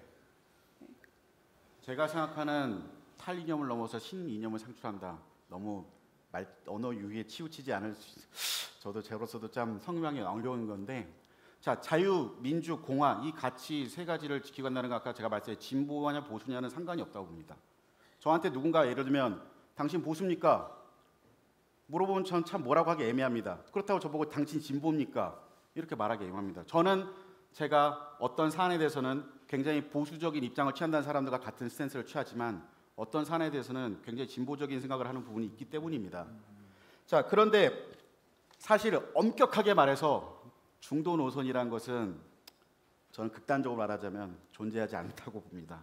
예를 들면 특정 정치 사안에 대해서 최저임금이라든가 탈원전 정책이라든가 이런 데서 중도 노선이라는 게 어떤 내용을 갖게 됩니까? 막연하죠. 예, 최저임금 1만 원 달성 2020년까지 달성한다. 우리 바른미래당 예를 들면 그건 좀 늦춰야 된다. 여기 어떤 차별성이 딱히 발현되지 않고 있다고 보는데 중도적 스탠스라는 게 굉장히 어렵다고 봅니다. 사실 이건 예시로 든 겁니다. 제가 최저임금을 뭐 어떻게 한다는 것이 아니라 예를 들면 우리 당의 스탠스라는 것이 굉장히 중도를 표방하고 극중주의를 표방하고 이렇게 하다 보니까 굉장히 스탠스 취하기가 애매한 부분 때문에 이 부분에 있어서 뭐 여당과 또 자한당과 차별점을 못 가지고 있는데 이 부분에 대해서 저희는 어떤 사안에 대해서 여당의 극단적으로 표현을 해서 죄송합니다. 짝퉁 같은 정책이라든가 야당의 짝퉁 같은 정책, 따라하기 정책이라든가 이런 게 아니라 굉장히 국리민복을 원한다는 실사구시의 자세로 정말로 그것을 보여줄 수 있는, 하지만 그러면서 그 이변에는 자유민주 공화의 가치를 안고 더욱 그걸 위해서는 저는 좀 약간 엉뚱하게 들리실 수도 있겠지만은 우리나라의 정치적 자산을, 상징 자산을 크게 보면 두 가지가 있습니다. 예. 박정희, 이승만으로 대표되는 뭐 영남, 우파 이런 그런 자산과 산업화, 그리고 민주화로 표현되는 우리 김대중 대통령과 어떤 호남의 어떤 민주화의 성지, 이런 가치가 있는데 이걸 다 융합을 해서 계승해야 된다고 봅니다. 어떻게 융합을 하냐? 공은 공대로, 과는 과대로, 승계할 건 승계하고 비판할 건 비판하고. 하지만 각 지역에 가서 우리가 호남에 가서 뭐 민주화의 성지다, 영남에 가서 뭐 산업화 여건이다 이렇게 하는 게 아니라 영남에 가서는 호남을 이제 인종주의적 차별, 지역 차별을 좀 없애달라 이렇게 당부하고, 호남에 가서는 어떤 반자본주의적인, 반시장 경제적인 이런 생각을 멈추고 좀 대승적으로 우리 국가의 미래를 건설하자 이렇게 통합을 이뤄내는데, 여기 대해서 사실 제가 자유민주공화를 어떻게 담을 것이냐 이 부분에 대한 정답은 제가 막연하게는 생각이 되지만 아직 여러분께 확실하게 이렇게 100% 이렇게 된다 못 드려서 죄송합니다. 네. 정의도 토론자, 방금 김진아 토론자의 그 아픈 질문에 조금 아파하는 모습이 좀 보였습니다. 그러나 시간이 있습니다. 이제는 또 우리 정의도 토론자가 김진아 토론자를 향해서 준비한 거 있죠? 네, 지금 던지십시오.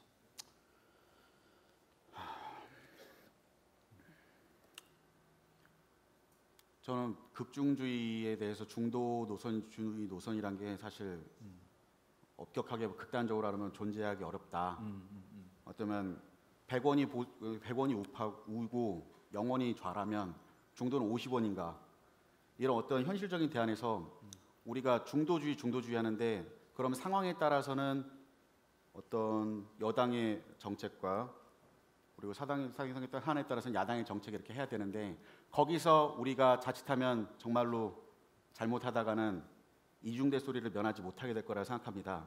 그렇다면 우리가 여기서 중도주의 노선에서 좀 더, 만약 중도주의가 맞다 한다면은 극대화시켜서 어떻게 하는 것이 우리 국민들의 마음을 얻고 또 우리 당의 명분과 우리 당의 미래와 비전을 제시할 수 있을지, 저는 제가 중도주의에 대해서 좀 약간 부정하는 입장이기 때문에 그걸 긍정하시는 김진아 토론자에게 좀 여쭤보고 싶습니다. 네, 김진아 토론자, 아주 무서운 지금 답변, 질문이 넘어왔습니다. 잘 생각하셔서 답변해 주시면 돼. 지금 말씀하신 그 극중주의에 대한 의견을 제가 제시한 적은 없는 것 같고요. 중도 영역을 강화해야 한다라고 표현을 드렸었습니다. 그 이유는 제가 생각하는 그 바른미래당의 방향은 변화를 받아들이는 보수의 모습 그리고 대안을 제시하는 진보의 모습을 나타내야 된다라고 생각을 하기 때문에 그렇게 말씀을 드렸던 것이고요. 연대와 네트워킹이라고는 하지만 가치관과 일관성은 그대로 가지고 가야 합니다. 그래서 일관된 가치관, 기준을 가지고 그리고 다양화와 그리고 오류를 인정하는 그런 입장에서 바른미래당이 나아가야 한다라고 말씀을 드렸던 거고요. 이것이 뭐 극중주의를 받아들일 것이냐 아닐 것이냐 뭐 이념의 논쟁이 된다라고 하면 제가 지금 그렇게 철학적으로 말씀드릴 정도로 성장하진 않은 것 같고요. 저는 아까 그 최저임금도 말씀을 하셨는데요. 당연히 국민의 생활이 개선되기 위해서 사회보장제도가 어느 정도 보완이 돼야 된다라고 하는 부분은 동의를 합니다. 그런데 저는 안산과 시흥에서 주로 노무사 업무를 했었습니다. 그래서 중소기업의 어려움이 뭔지를 가장 많이 보고 들었습니다. 최저임금이 인상이 됐을 때 당연히 국민의 생활은 더 나아질 것이라고 생각을 하지만 지금 중소기업 같은 경우는 그 부분에 대해서 감내하기 어려운 부분들이 있는 사업장들도 상당히 많습니다. 그런데 이게 최저임금의 입장에서만 봤을 때는 문제가 될 것이지만 사실상 그 다수의 중소기업이 대기업을 보고 대기업에서 매출을 일으켜서 운영한다라는 점도 같이 생각을 해주셔야 된다라고 생각을 합니다. 그래서 저는 대안을 제시할 수 있는 진보라고 말씀드렸던 것이 만약에 이 부분에 대해서 조금만 더 깊게 고민을 할 수 있다면 대기업 위주의 기존의 성장 과정에서 낙수 효과를 기대하고 대기업을 성장시켰지만 사실상 중소기업은 대기업과 거래하면서 이윤을 남기는 경우가 그렇게 많지 않습니다. 왜냐하면 대기업에서 이윤을 어느 정도 남기는지까지도 컨트롤을 하고 3% 이상 남기지 말아라 라고 해서 그 부분에 대한 책임을 또 다시 중소기업으로 전가합니다. 그리고 대기업 노동조합이 타결금을 받을 때 그 부분에 대한 것도 중소기업에 전가하는 경우도 많이 있습니다. 저는 지금 아까 말씀하신 부분에 대해서 중도의 길을 간다라고 하는 것은 대안을 마련할 수 있는 그런 정책을 저희가 세워야 된다라고 말씀을 드리는 것이고요.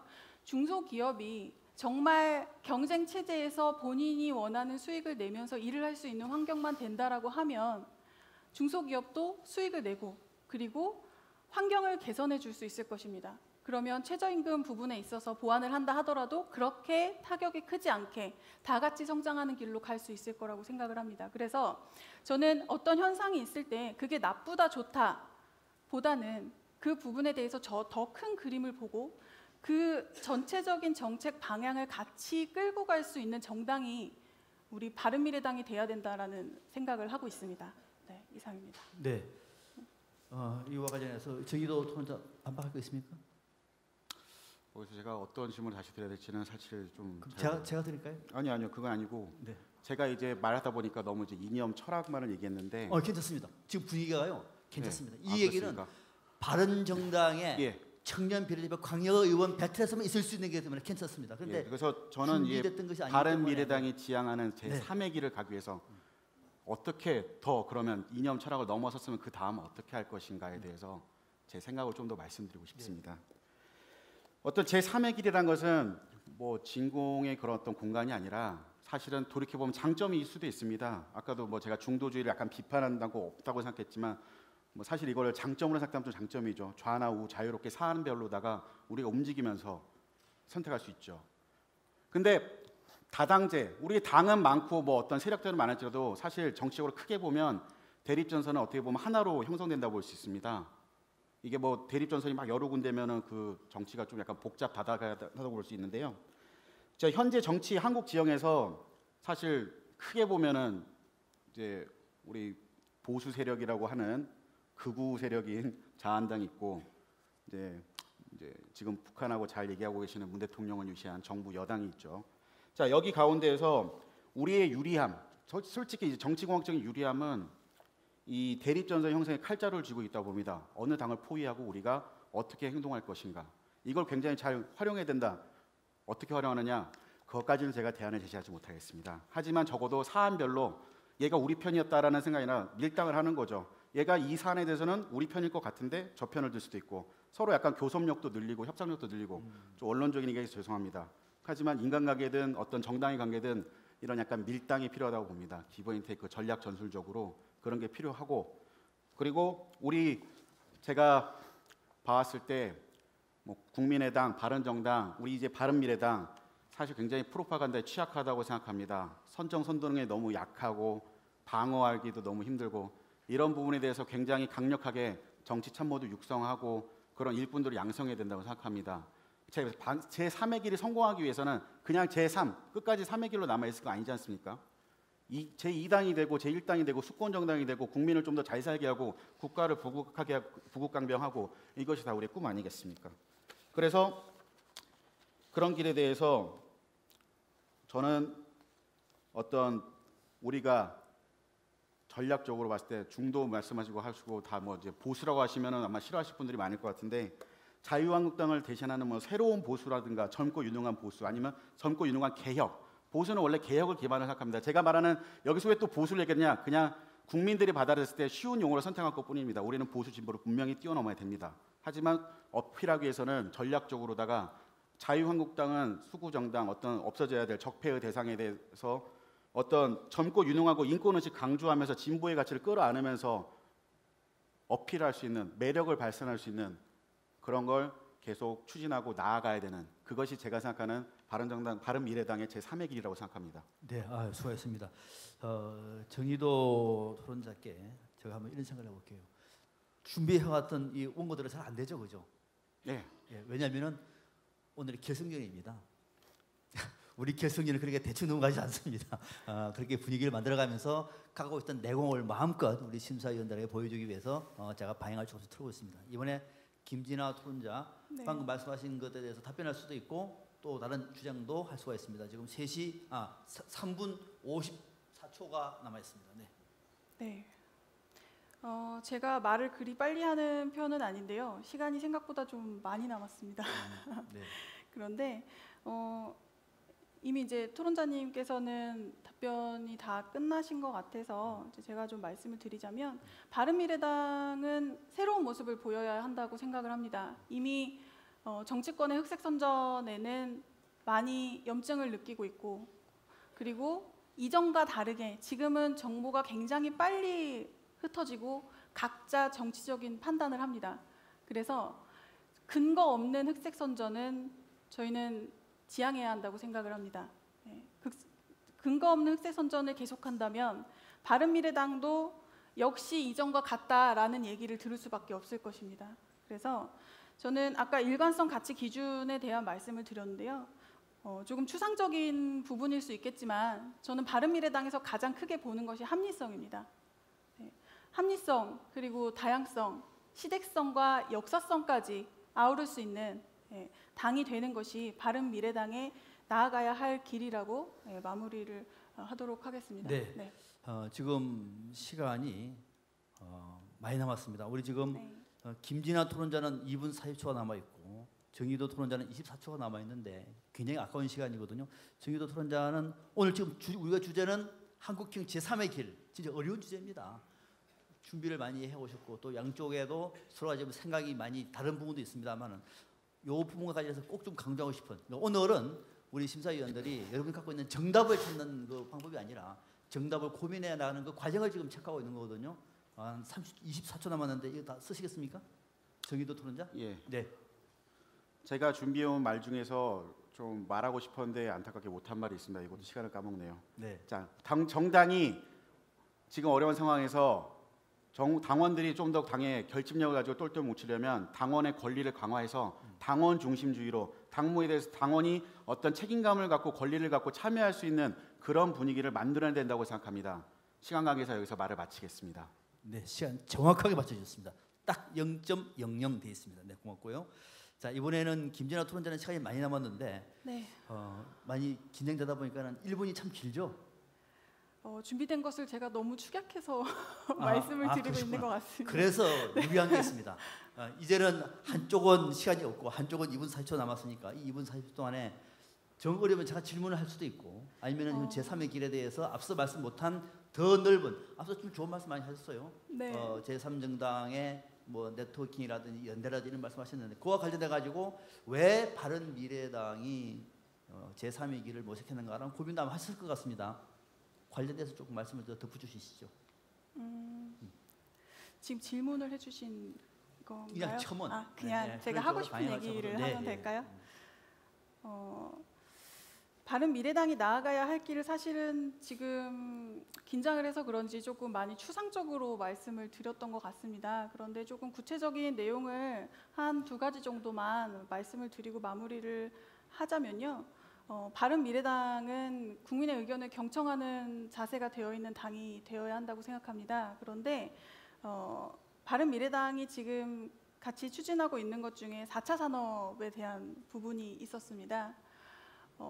지금 일자리 창출 문제가 굉장히 심각하죠. 네, 저는 아까 이제 일자리에 대한 부분은 전혀 얘기를 하지 못했는데요.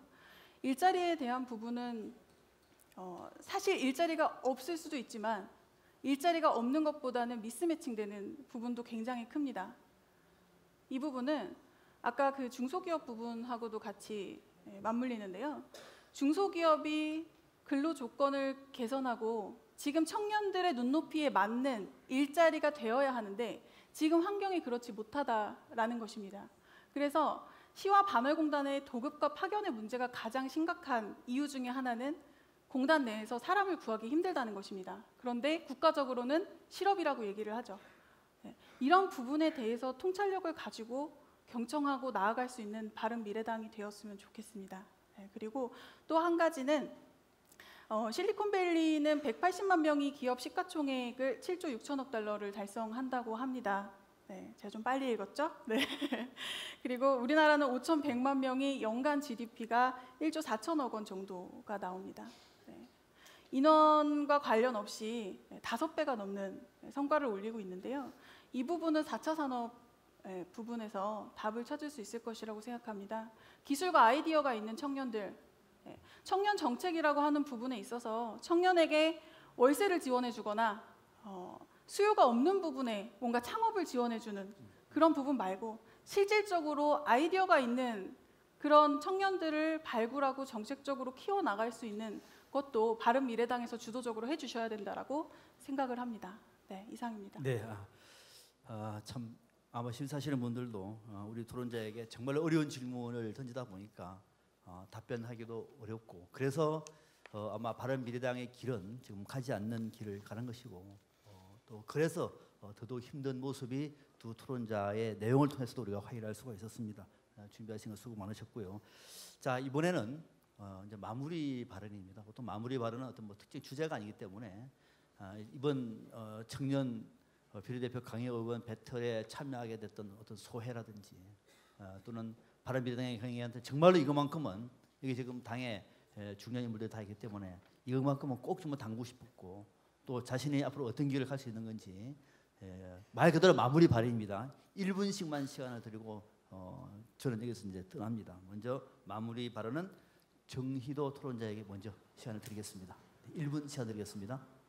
제가 네. 두 번째가 아닌가요? 제가 오늘 토론에서 강조했던 제왕적 대통령제 그리고 어떤 제3의 정치개혁을 위해서 이념을 탈이념이 아니라 신이념 정립 이런 어떤 그리고 당원 중심주의 정당 이건 얘기를 많이 못 다뤘죠. 이런 얘기들은 사실 전혀 특별하고 참신하지 않아서 아마 여러분 들으면서 조금 지루하고 졸렸을 수 있습니다. 예전에 2007년에 이회창 문국현 후보, 2020년에 안철수 후보, 2017년에 유승민 후보까지 양당 적폐를 해결하고 새 정치를 추구했던 많은 분들이 해왔던 것과 사실 어떻게 보면 반복되고 중복되고 또 이제 제가 그런 걸 꺼지내는 거죠. 하지만 이들의 여러 노력에도 지금 우리가 알고 있는 정치 현실 어떻습니까? 크게 변하지 않았습니다. 때문에 저는 지금까지 계속 나왔고 누구나 알고 있는 당연한 얘기 하지만 당연하지만 실천하기 어려웠던 얘기들을 다시 할 수밖에 없었습니다. 지금 올해 우리는 바른미래당이라는 이름으로 어쩌면 새 정치를 위한 마지막 기회를 부여받았을지도 모르는 아주 중요한 해라고 생각합니다. 지금은 헛날할지라도 끝은 밝을 것이라 믿습니다. 바른미래당은 빠른 길이 아니라 바른 길을 걸었으면 좋겠습니다. 정치가는 다음 세대를 생각하고 정치꾼은 다음 선거를 생각한다고 합니다. 우리 바른미래당이 다음 선거가 아니라 진짜 다음 세대까지 책임지고 미래 시대를 선도할 수 있는 그런 우리나라의 굳건한 정당으로 거듭나길 기대합니다. 자, 바른정당 가자! 감사합니다. 네, 정의도 토론자 마무리 발언까지도 인상적이었습니다. 이 바른정당에 가야 할 좌표와 관련해서 그동안에 담았던 고민들, 자신의 의지를 함께 밝혀줬습니다. 준비 많이 하신 거 그대로 잘 와닿습니다. 자, 이번에 마무리 발언 김진아 토론자에게 마이크 넘기겠습니다. 1분입니다. 네, 저는 26세 노무사를 시작을 했었고요. 지금까지 10년 조금 넘게 노무사업을 하면서 산업 현장에서 노사 간의 어떤 현실이나 갈등 과정을 많이 보아왔습니다. 그런데 이 노무사라는 직업군은 특징이 있습니다. 제가 시작할 때만 해도 저희 할머니께서도 제가 합격하고 나서 농사 진다고? 라고 질문을 하셨어요. 네. 노무사라는 게 발음이. 그래서 그렇게 많이 알려져 있지 않은 상황이었고요. 제가 개업을 한다라고 할 때 너처럼 나이 어린 여자가 개업을 하는데 어떤 손님이 너를 노무사라고 인정해 주겠냐라는 그런 말을 들었었습니다. 그런데 그런 부분들을 극복하고 사실 조금 더 긍정적인 측면을 저는 찾았습니다.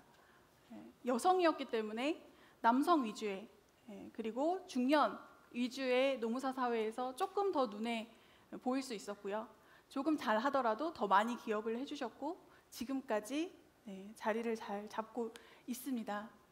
툴을 다룰 줄 알고 대응을 빨리 할 수 있다라는 장점도 있었습니다. 저는 지금 제가 자리를 잡음으로써 여성 노무사에 대한 인식도 많이 개선이 되는데 한 역할을 했다라고 생각을 합니다. 문화와 인식을 바꾸는 것은 상당한 시간이 필요합니다. 그런데 우리가 하지 않으면 이루어지지 않는 것들입니다.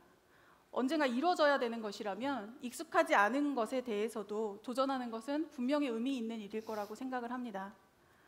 저는 우리 바른미래당이 앞으로 새 역사를 써나갈 것이라고 생각을 하고요. 그 역사에 함께하고 싶어서 이 자리에 섰습니다. 네, 감사합니다. 네, 박수 한번 보내주겠습니까? 네. 자, 오늘 순서는 이제 마무리할 텐데요. 아마 보신 분들 어떻습니까? 우리 대한민국 헌정사상 처음으로 광역 비례대표를 청년들을 통해서 오늘 이 두 분은 자료를 보니까 1983년생입니다. 두 분 똑같이 30대 중반입니다. 또 정치 일선 했던 분들도 아닙니다. 이분들의 고민이 이 정도입니다. 진솔하고 또 사회자의 돌발 질문에도 당황하지 않고 자기 의견을 말할 정도만큼 우리 컸습니다. 아마 이런 분들이 바른미래당에 이렇게 노크를 한다는 것은 정말 바른미래당이 미래로 갈 수 있는 그 정당의 힘을 여실히 보여주고 있다는 생각이 들고요. 오늘 상당히 긴장하고 그동안 준비 많이 했을 텐데도 불구하고 당당하게 자신의 소신을 펼친 두 토론자 여러분 큰 박수 다시 한번 부탁드리겠습니다. 네, 고맙습니다. 네, 고맙습니다. 네, 두 분은 서서 계시고요. 저는 이만 내려가서 저는 다음번 서울권 토론회 때 다시 인사드리겠습니다. 저는 물러가겠습니다. 고맙습니다. 네, 말씀 잘 들었습니다. 아직 그 두 후보자님은 끝난 게 아니죠. 네. 가장 중요한 또 투표도 남아 있고요. 뭐 내려가서 객석에서 보시는 것도 나름 재미있겠지만 현장에서 느껴야겠죠. 자, 그리고 모든 이제 토론의 마무리는 질의응답이 남아 있습니다. 다만 시간 관계상 저희가 딱 한 후보자당 한 분씩에게만 우리 심사위원님들의 질문과 답변을 할 수 있는 어쩌면 마지막 찬스일 수도 있습니다. 요때 또 그 표를 획보하실 수도 있는 그런 자리거든요. 긴장 너무 많이 안 하시면 좋겠습니다. 자, 우리 심사위원님 가운데 딱 한 분만 받겠습니다. 나는 김진아 우리 후보에게 궁금한 게 있다 혹은 확인하고 싶은 바가 있다 하시는 심사위원님 손 번쩍 들어주시기 바랍니다. 네, 우리 이현 의원님이 마이크 전달하겠습니다. 노무사로 굉장히 오래 활동도 하시고 안정되신 기반을 잡으신 것 같은데 도의원이 되시면 제일 먼저 1호로 뭘 하고 싶으신지 어떤 그러니까 뭐라 그런가 수건 사업이랄까 뭔가 하고 싶은 일이 있으실 것 같아요. 그래서 제일 먼저 가장 하고 싶은 일이 뭔지. 저는 그 도의원이 됐을 때 가장 하고 싶은 것으로 한 가지를 예심 때도 한번 말씀드렸었는데요. 그 갈등을 예방하고 해소하는 그 과정을 정착을 좀 시키고 싶습니다. 왜냐하면 제가 노무사로 활동하면서 사실 법으로 해결해 드릴 수 없는 부분들이 상당히 많습니다. 그리고 갈등은 점점 더 고도화되어 있고 다양한 의견들이 많이 있습니다. 그런데 그냥 이야기를 들어주고 그 과정에 대해서 납득을 시키는 것만으로도 해결되는 문제들이 상당히 많이 있다라고 생각을 했습니다. 그래서 경기도에서 각각 그 지자체 간의 어떤 갈등이나 도민의 갈등을 해결할 수 있는 그런 갈등 해소에 대한 과정이나 프로그램, 그런 제도를 좀 정착을 시킬 수 있다라고 하면 그런 갈등 문제를 해소하면서 또 새로운 어떤 저희가 정책을 좀 마련한다거나 하는 그런 긍정적인 방향으로 이용할 수 있지 않을까 하는 생각으로 갈등 해소에 대한 정착을 생각하고 있습니다. 네, 좋은 말씀 감사합니다. 갈등 해소 중요하죠. 만약에 되시면 저희 아파트 층간 소음 좀 부탁 좀 드릴게요. 주민 갈등 심각하면 2304호에서 애를 둘 키우거든요. 소리가 장난이 아니에요. 꼭 해결 부탁드리겠고, 나는 정희도 우리 후보에게 궁금한 게 있다. 꼭 요거 한번 내가 확인해봐야겠다 하시는 심사위원님 계십니까? 정희도 후보에게 네, 그 마이크를 전달해드리겠습니다. 감사합니다. 방금 이혜훈 의원님께서 제가 좀 드리려고 했던 질문하고 비슷한 걸 했는데, 만약에 도의원이 되면 1호 조례안으로 좀 준비하고 계신 꼭 이것부터 한번 발의를 해서 경기도를 바꿔보겠다라는 안들이 있는지 궁금합니다. 예, 제가 사실 창업을 한 지 한 5, 6년이 된 영세 청년 사업가입니다. 근데 청년 창업 많이 얘기를 하고 경기도에서도 엄청 관심 갖고 지원을 하는데, 사실 청년이 이렇게 하기 위해서는 청년 창업사관학교든 중진공이든 이런 데 많이 돌아다니면서 공부를 해야 됩니다. 물론 창업하는데 그 정도 공부도 못하면 안 되죠. 하지만 청년이 어떤 아이디어를 갖고 창업을 하기도 전에 굉장히 그런 게 많이 지쳐버립니다. 거기서. 그리고 등기할 때도 수도권 과밀억제 지역은 등기료가 3배라든가 이런 많은 좀 곤란한 것들이 있는데, 저는 무엇보다 청년 창업을 말하고 일자리를 말하면서 그에 대해서 준비가 안 된 부분이 너무 안타까웠습니다.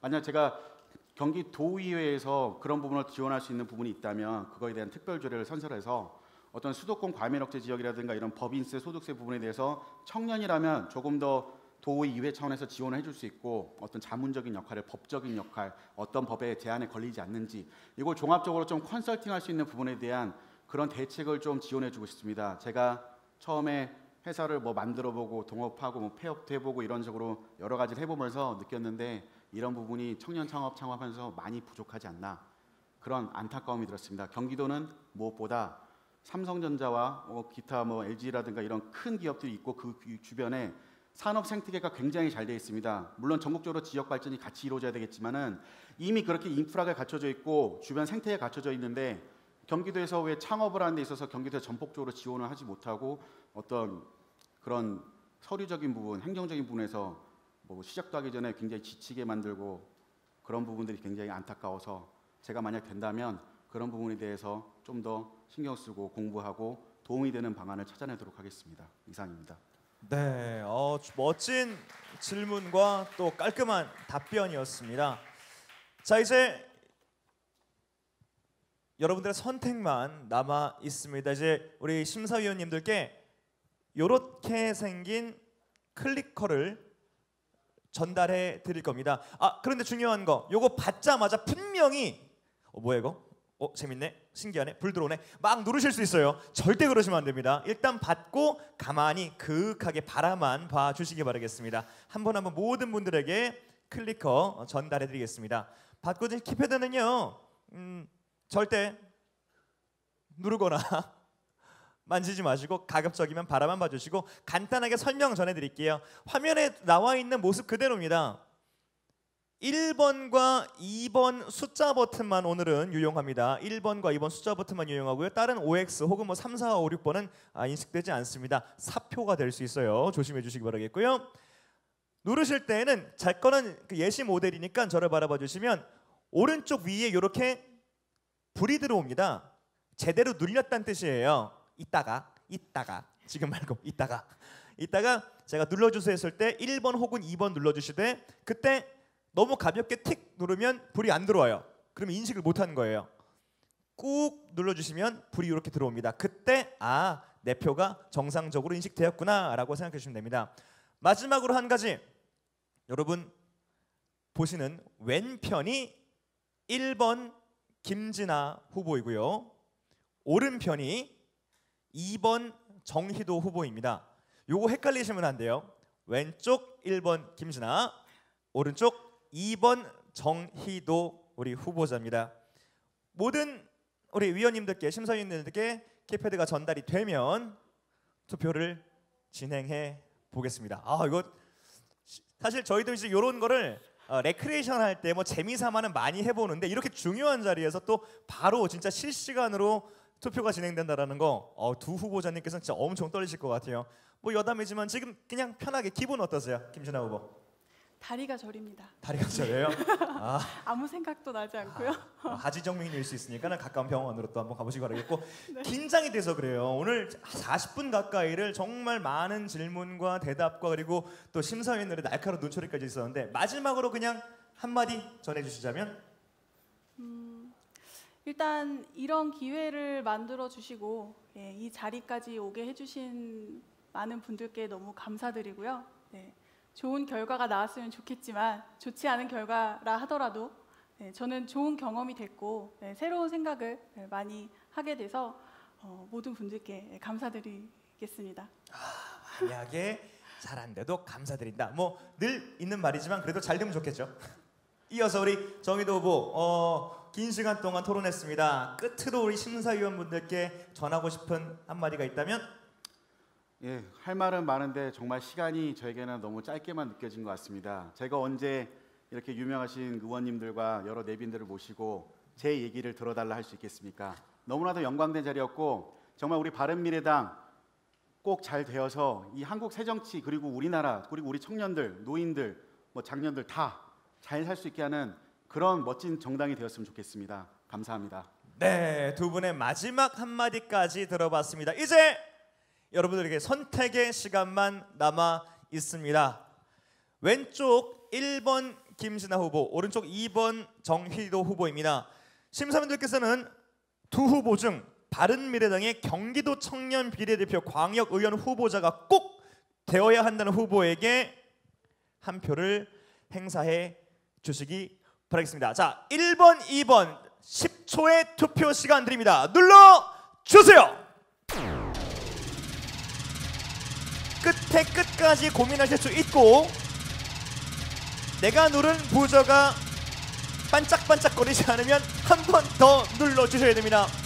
투표 마감입니다. 5, 4, 3, 2, 1 선물 토론 결과 공개합니다. 수표로 김진아 우승! 와!